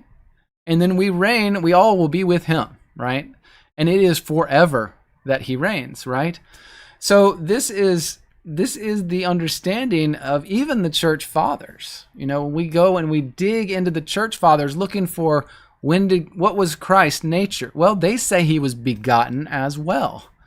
And this is another one of those things I think I could make a whole video about, trying to show all those sources in the early church writings and everything else to show they confirmed exactly what we're reading here in John 3:16. So does that answer your question, Chrissy? Because that's, to me, that's the thing. I mean, I don't know what else to say. People will, from a Trinitarian standpoint, want me to say, no, Christ was there with God before he was born. And I have to say, well, how is that rational? How is that logical? Why would God have allowed men to write in the New Testament that he was born from God before creation? How can we justify that position with what's written in the Bible? So we just spent a whole section talking about how true the Bible seems to be and why. And now we're talking about, well, what does the Bible actually say about Christ? It seems to say the things we just read through, and we can confirm that by going to other writings, both in the both in the Gospels and outside the New Testament. So to me, it's like, I don't know. It feels now to me like 101. This is exactly what it says, and I'm not adding to it. I'm not taking away from it. And so, yes, however you can imagine Christ being born before creation out of God the Father, what does that mean? That's way beyond any of our understanding, okay? But that's the way God chose to describe what happened to his son, to bring forth his son before creation. So that's the way I approach it. That's the way I always call it, that he was born from God before creation, begotten of him. And if anyone pushes me on, I just say, look, I can't understand how the God of the universe has a son before creation exists. I can't understand or tell you exactly what that looks like. I mean, that's ridiculous. But see, the Trinitarians, when they came along in the 3rd and 4th century AD and started attacking the non-Trinitarians, the Arians, on this topic, they started adding things to the scripture to describe it more clearly, more plainly to their liking. And then they attacked the other Christians for not agreeing with them. It was not true Christianity, in my opinion. It wasn't the unity that Christ had preached, that Paul had preached, that Peter had preached. They, to me, were sowing discord in the church. And I believe then it manifested and cauterized at the Council of Nicaea. And from then on, the government was involved with the church from Rome.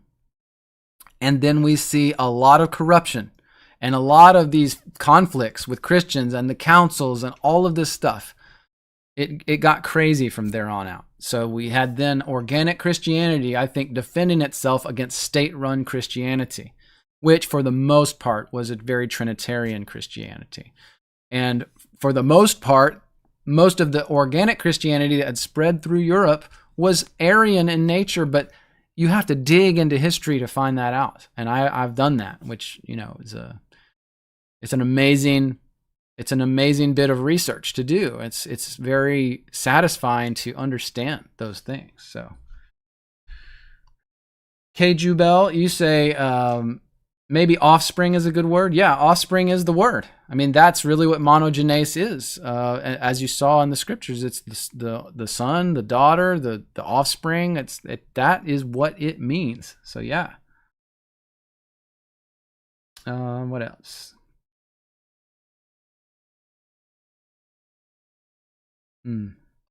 Okay. I don't see many more comments you guys are making though.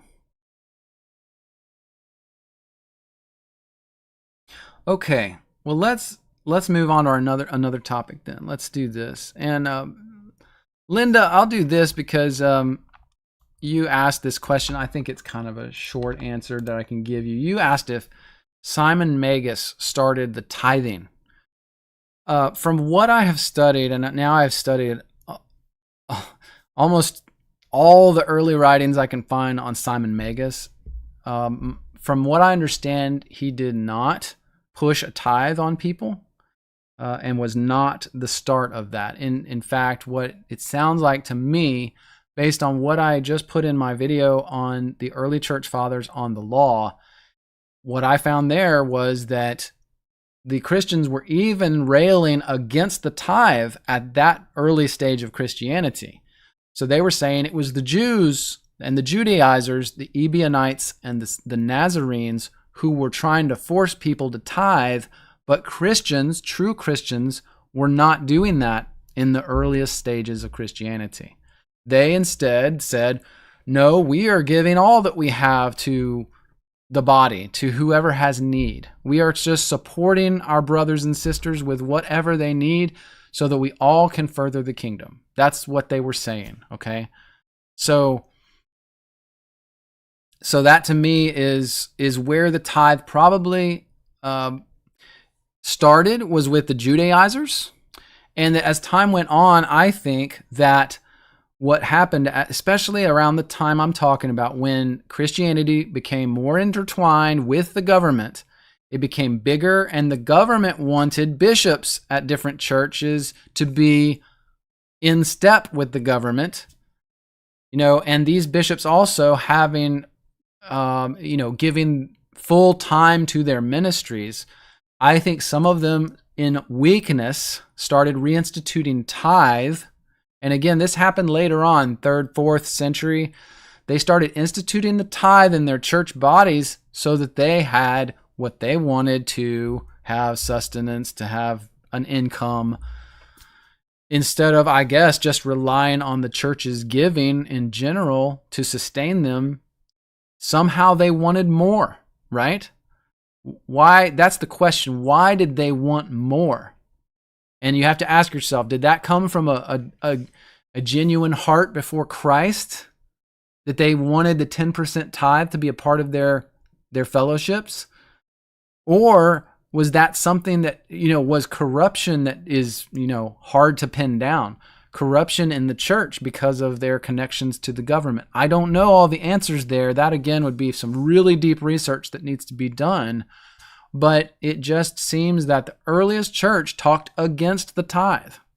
So it must have come in with the influx of some of this corruption in Rome and all this other stuff as time went on through the centuries. So that's what I think. Zone Mark, you trying to tag me? Let's see. What does Chrissy say? You asked about Matthew 1:28. Is that on the last topic? Well, I can go to that in just a second. So let's see here. What else? MB McNamara 936, you say, I totally get your position now. It's one of the biggest hypocrisies in the modern church. We don't have to keep the Old Testament. Oh, wait, except for tithing. Right, exactly. I mean, that's what I just showed in one or two of those quotes in that video on the early church fathers and the law.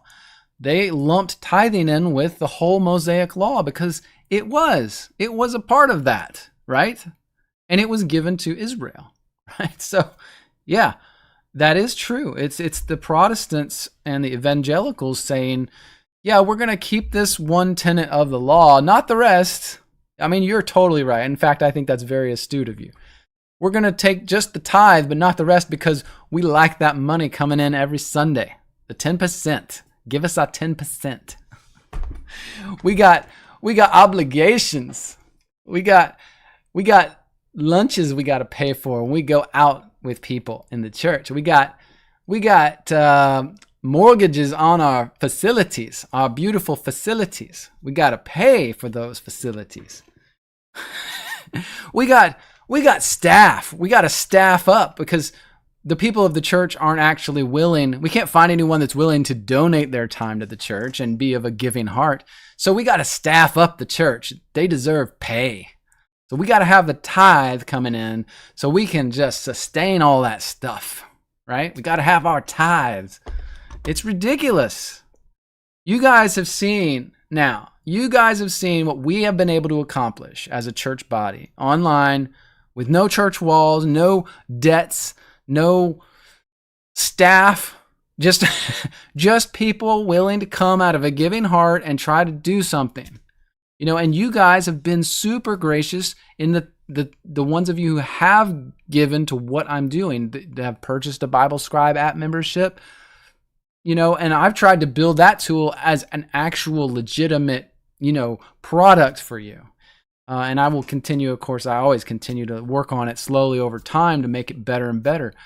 But regardless of all that, we, generally speaking, and I've told you guys this, if I never received a cent from any of this, I would still be on here with you guys, right? I would still be on here doing this thing because I think it's the right thing to do. As long as I have breath and the time to do it, I'm going to do it.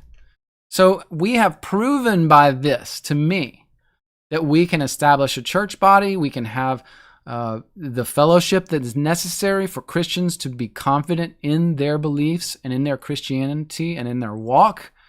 And it didn't cost us a thing. It cost us some time, some effort. God be praised. God be praised we can do that, right? And show that the organizational church structure, with its large amounts of money, with its big buildings and loud concerts and music that drones on for hours, they've got nothing on what we are able to do here on Sunday mornings. They got nothing on us, right?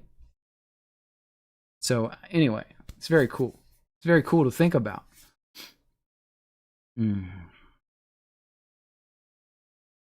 Yeah, Flat Bob, Paul worked with his hands before preaching the gospel for free, so he wouldn't be chargeable to anyone. That's right. That's right.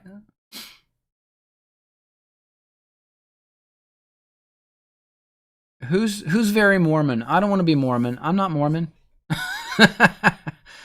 I don't know what you guys are going off on there. Anyway, that's funny. Okay. Yeah, MB McNamara, I appreciate what you're saying there.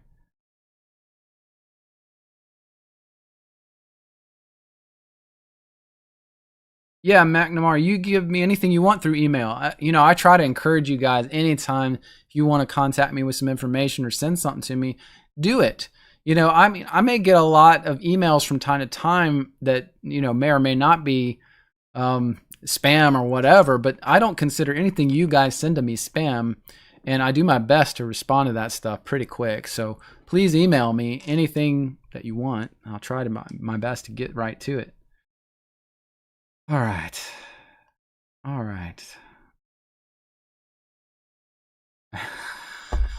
Christy, that's hilarious. I like that. Everyone's sitting in the dark for some reason. I don't understand it. Okay, let's go forward then. Do a couple more topics. Couple more. Let's see. What do we want to attack here? Patriot, you asked me about corrupt Christian singers. I'm not going to spend a ton of time on this. In fact, I'm going to ask you guys in the chat to call out some Christian singers you think are corrupt. Because some of you guys may have a better idea. In fact, like Linda, I know you do. But I would just a few, like we're finding out, like in recent history, like some of the members of DC Talk, right? So in the 90s, or maybe even earlier a little bit, DC Talk, so popular in Christian music, right? And now, like, some of these guys are now, it's coming out that they're homosexuals, right? I mean, some of these things are horrible. So, and we even find in like Michael Tate's albums, we find some Illuminati type symbolism with the eye, and things like that. It's really weird. It's like, oh, did we never see that before?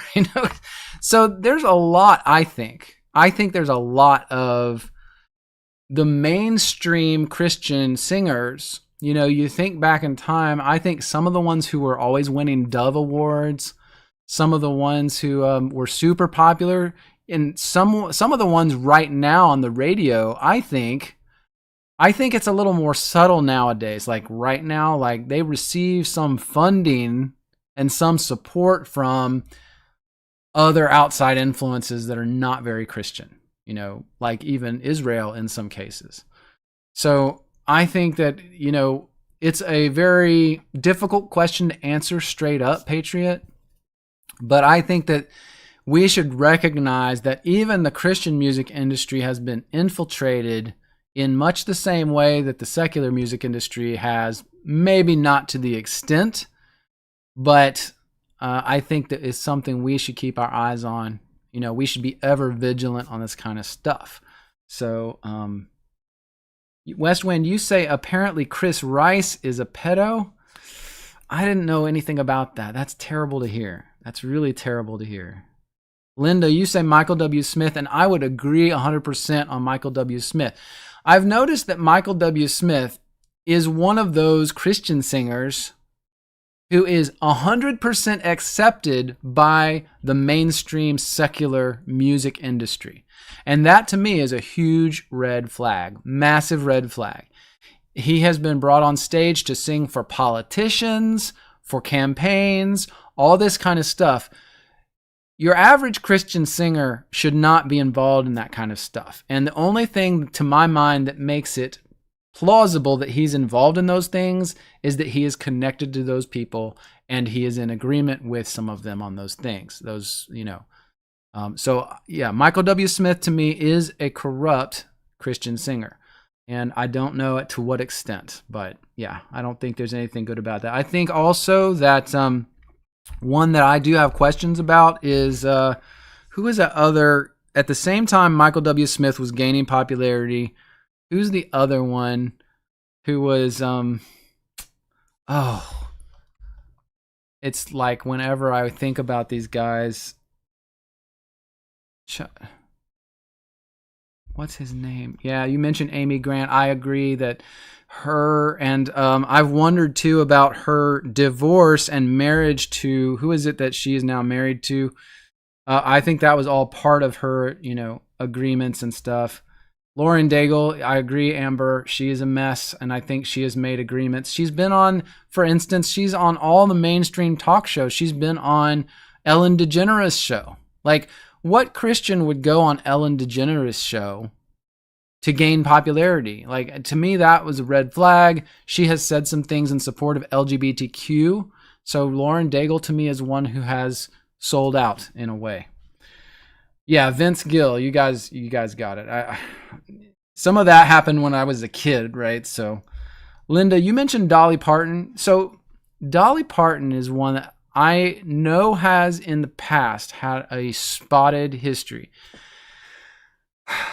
This is a tough one and it's complicated.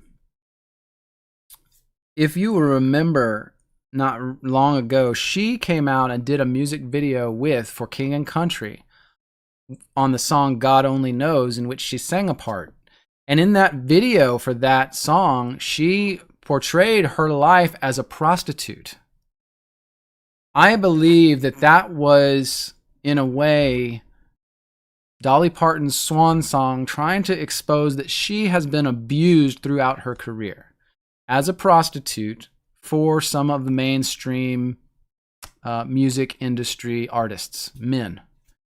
Okay, and that's why I think she was so close to Kenny Rogers back in the day. I think that there was some protectionism going on there. Okay, so there's a lot of things like that about her. Now, in the modern time, like, I can't answer all the questions about, like, well, why is she doing this? Why is she doing that? I don't know all the answers to that stuff. I don't even know if the current Dolly Parton is the same Dolly Parton. I'm just throwing that out. So, yeah, Dolly Parton is a big enigma to me. Big enigma. It's not Charlie Chaplin, but what's the guy's name? Christian singer Charles, what is it?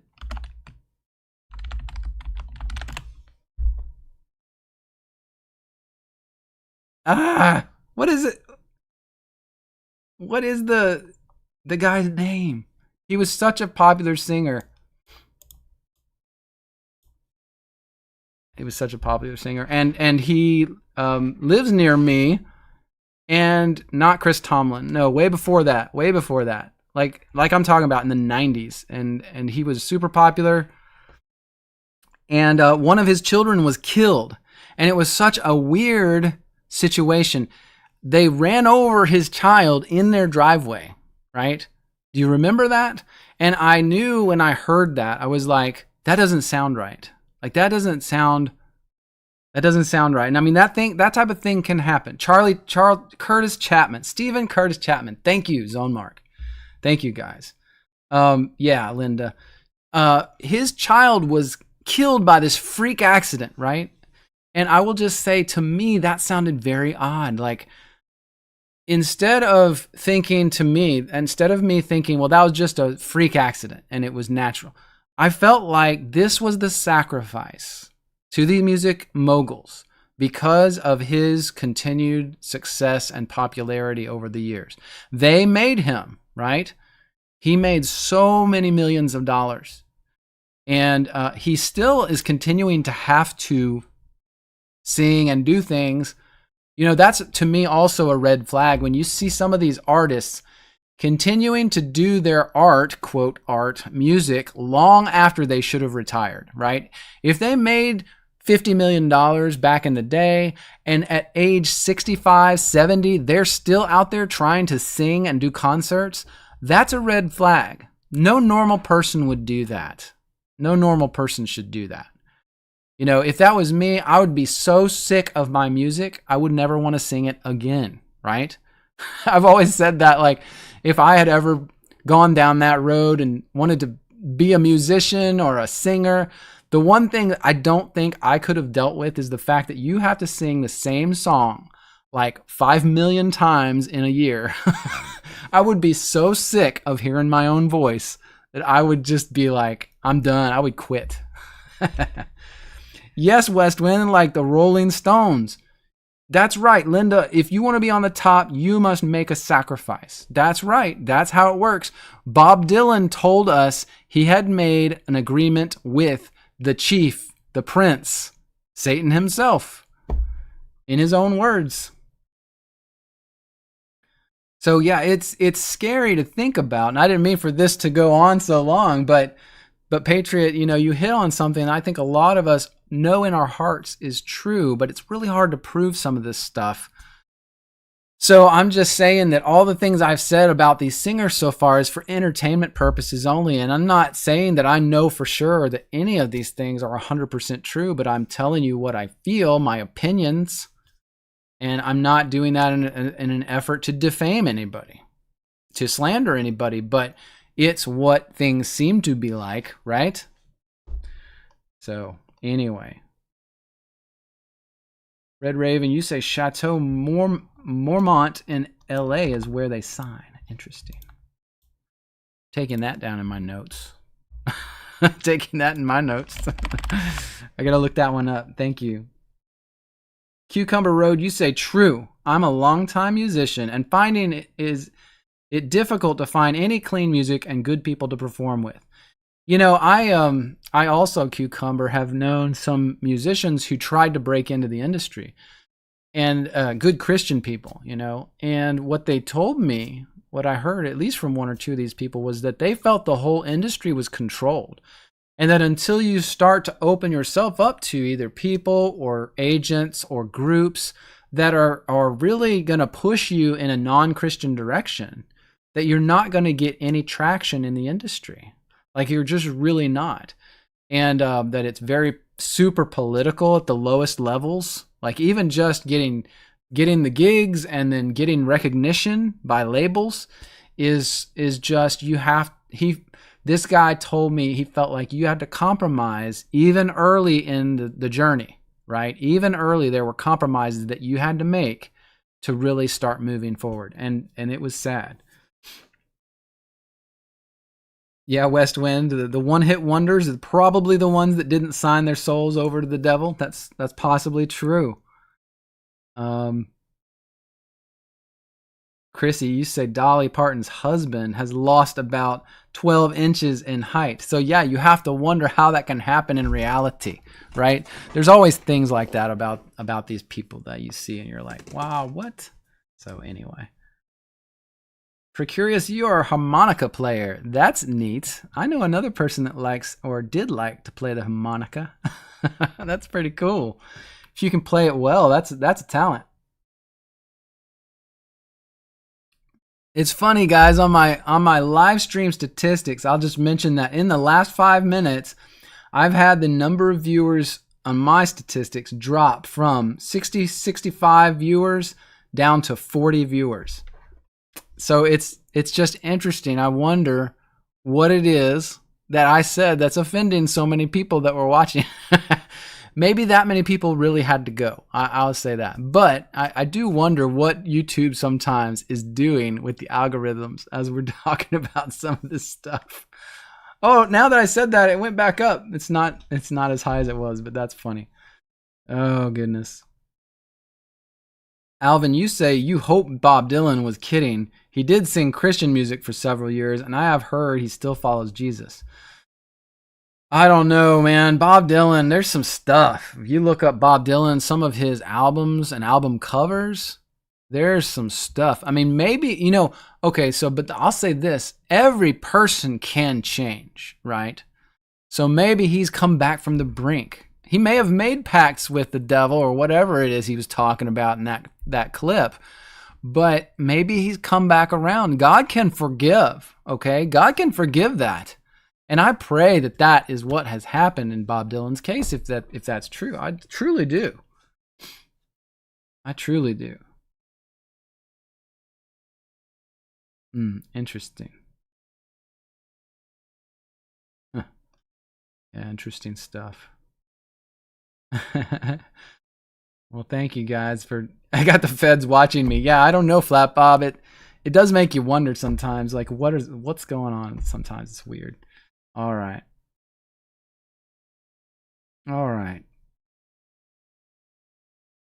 Yeah, Chrissy, you mentioned Elvis Presley. So he won awards only for his Christian music, but never for being king of rock and roll. I wonder too, what do you think, Chrissy, about this guy, Pastor Bob Joyce, who's online? And he's on X, and I follow him because I'm interested to see what he posts. He's always posting about very conspiratorial things, essentially hinting that he is Elvis Presley. I've seen him post music where he's singing. He sounds and looks exactly like Elvis Presley. Like, I didn't even know what to say about that, but if you just look up Pastor Bob Joyce on X, if you look through his posts, you'll see what I'm talking about. He looks and acts like he is Elvis Presley. I'm just saying. Check it out. Check it out. He may be alive. I mean, just saying. Anyway. Looking up for him, you say you were locked earlier. I didn't lock you. That's crazy. You say, as for the topic, some singers may have started out with good intentions, but the weight of the world got to them, and they had to restart in order to be with you. Okay. But yeah, I think you're right. Some singers definitely start out with good intentions, and then, that's the thing we have to realize. It's not always a light switch. So we have to realize everyone's life follows its own path. And some of these people come in and out of that stuff. We have people like Kanye West saying, yeah, they forced me to try to sacrifice my family members and they killed one of them, right? So, we've got people that testify this is the way it works, but everyone's journey through that path is a lot different. So we have to recognize we may not know everything about a person who maybe just said something, a decade ago, and then we can't hold that against them for all time. We have to kind of be aware people can change, things can happen. So just be aware of that. Terry Barnes, I'm with you. Ears don't lie. That's right. Your ear cartilage shape doesn't change over time, right? You can verify mine, okay? Take a picture, and then, in a year, or you can go back to my old videos. It's the same, I promise. That's so funny. So funny. Good stuff. All right, guys, because of the time, let's do one more topic. And so, Patriot, we did one of yours. You had a few, but we did one. And then Robert had a few also. And so let's see here. I want to do this one, Robert, because it's a topic I really haven't talked about much. And I'd also like to hear what you guys have to say. And this will be our last topic of the day. You asked why the Native Americans lost their land. You said this, Robert. You said, do you think the American Indian nations lost all their land and their lives because they worshiped the creation rather than the Creator? You ask, was this God's judgment against them? And that is a heavy question. To me, that's a heavy question. And so this is the way I will answer this question, okay? And you guys chime in on what you think about this type of question too. Chime in about what you think about this.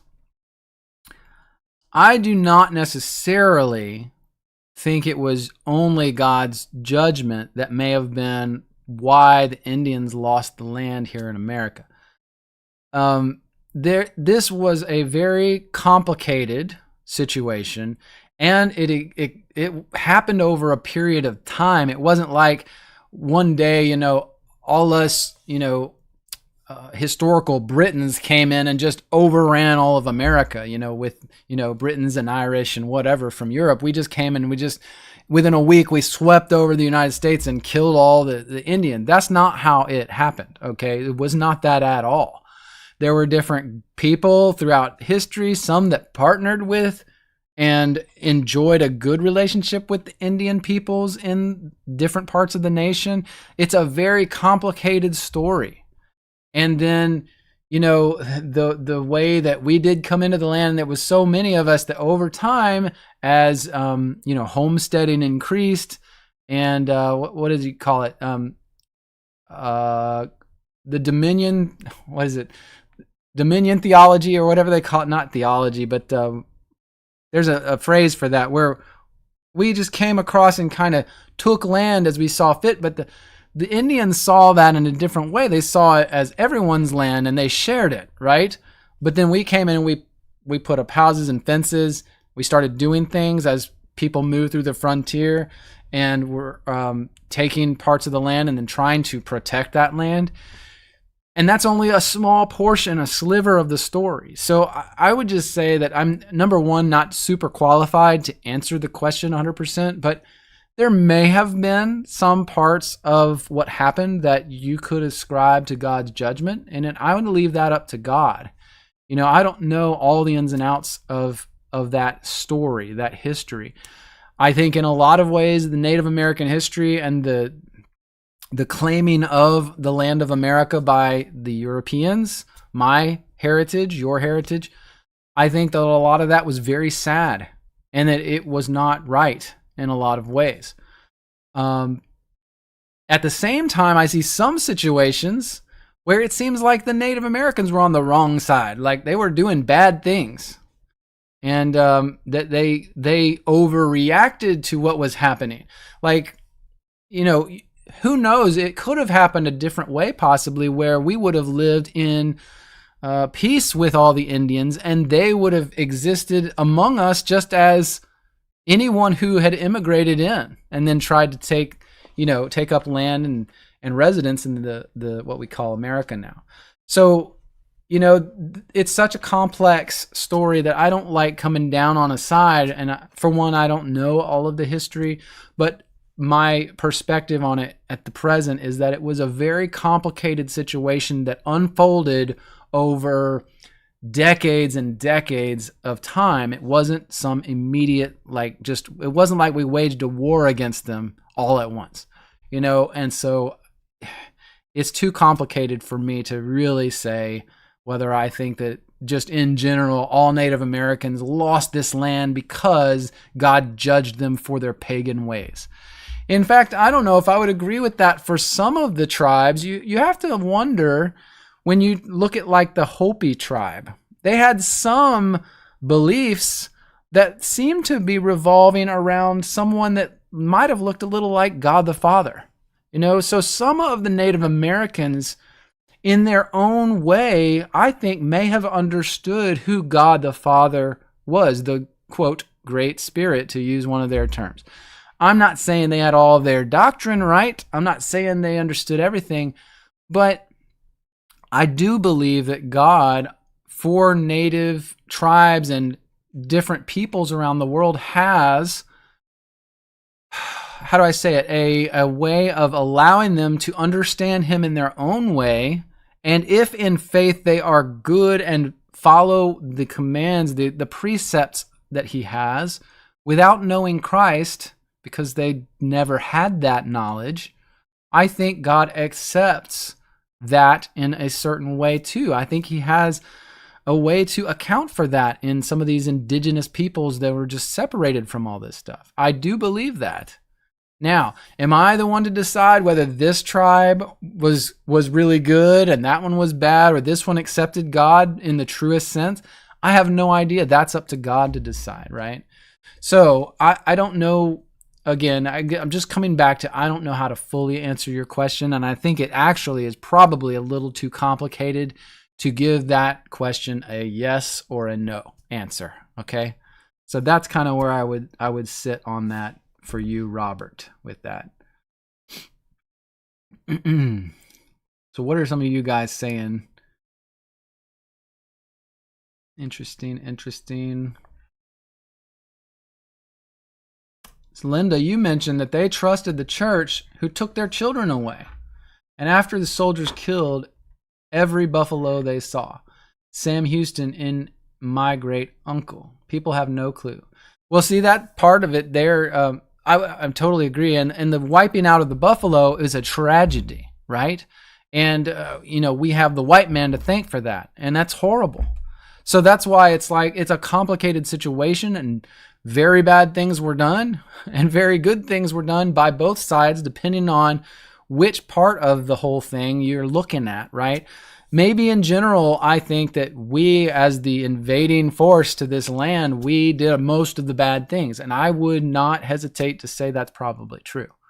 But I'm just saying in general, I can't say whether God was judging Indians for what happened here. And I don't think that that's, in our sinfulness and the sinful things that European settlers did to the Indian people, the bad things, that obviously was not what God wanted, right? I mean, so it's just a complex situation is all I'm gonna say. Patriot, you ask if Cherokee Indians held the cross sacred, it might have been a nod to Christ. If that's true, I didn't know about that, Patriot, so I wouldn't know, but that's a good tidbit for people to take and kind of explore. MB McNamara, you say that they kept the Torah, and you think they were the lost, or might have been the lost tribes of Jacob. I am not sure about that, and I've never heard of any Native American group keeping the Torah. Now, maybe keeping some laws that might have looked similar to some Pentateuch laws, but I don't know. I've never heard that before. I've really never heard that. You say the book called He Walked the Americas, and it's about Jesus and tribe stories. So it compares the two things. That's interesting. Thank you, McNamara. Appreciate that. Chrissy, you say there's some Native Americans and Jewish ties. So you're confirming you've heard that too. But I would say, yeah, so study that. I don't know much about that. I honestly don't. And the Trail of Tears. Yes, Linda. I mean, I know. See, that's why I say I think it is definitely heavily weighted towards the white man did more horrible things to the Native Americans than. It's almost like when I think about what I have heard and studied, which isn't much, it feels like when we first came to this land, there was a lot more cooperation happening, right? With the pilgrims and the tribes of the Indians that were nearby, and some teaching going on. We were teaching them things. They were teaching us things. And then over time, it's like, and I'm not sure what the breaking point was that made this happen, but it seemed like it became militaristic somehow, right? For some way, either we frightened the Native Americans or we got it to where it was like this, we're coming in with our guns, and then the Indians are buying guns, and we're trafficking guns to Indians, and then there's wars now. Like, when did that all start happening? Why? That to me is a question mark. I don't know the answers. So that to me is what I would want to know more about. Like, what caused that stuff to happen, and who are these idiots who were trying to build up military militias and forces and then go kill Indians or kill off the buffalo so the Indians would starve? Like, where did that come from, that mindset? It doesn't make sense to me. I don't know. So you're saying, Red Raven, the bankers started that greed. So I would, agree that that's plausible. So that might be the breaking point. Like, when perhaps the bankers get involved, perhaps the Rockefellers and their building of the rail empire, right? The tycoons, the rail moguls. Maybe that's where we see some of this start to happen. Maybe it was a conspiracy and it was built up from underneath by the bankers so that they could start to control the land. Maybe that's really what we're seeing, and maybe it all comes back to the same people every single time. I'm not saying that's true, but it just, I hate that. It kills me. Like, why? Oh, God. Why does it have to be those people over and over again? I don't know. Why does it have to be? I don't know.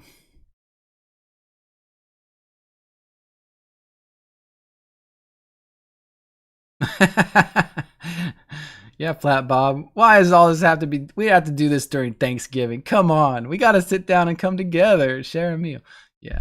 No, it's K. Jubel, you say the breaking point was when Satan was released. Well, I don't know about that.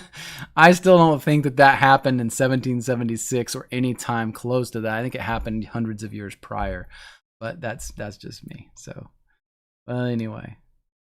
Well, guys, I think that this has been a blast. We've gone into some really cool topics and fun things to talk about and air. I mean, it's like airing your grievances, isn't it?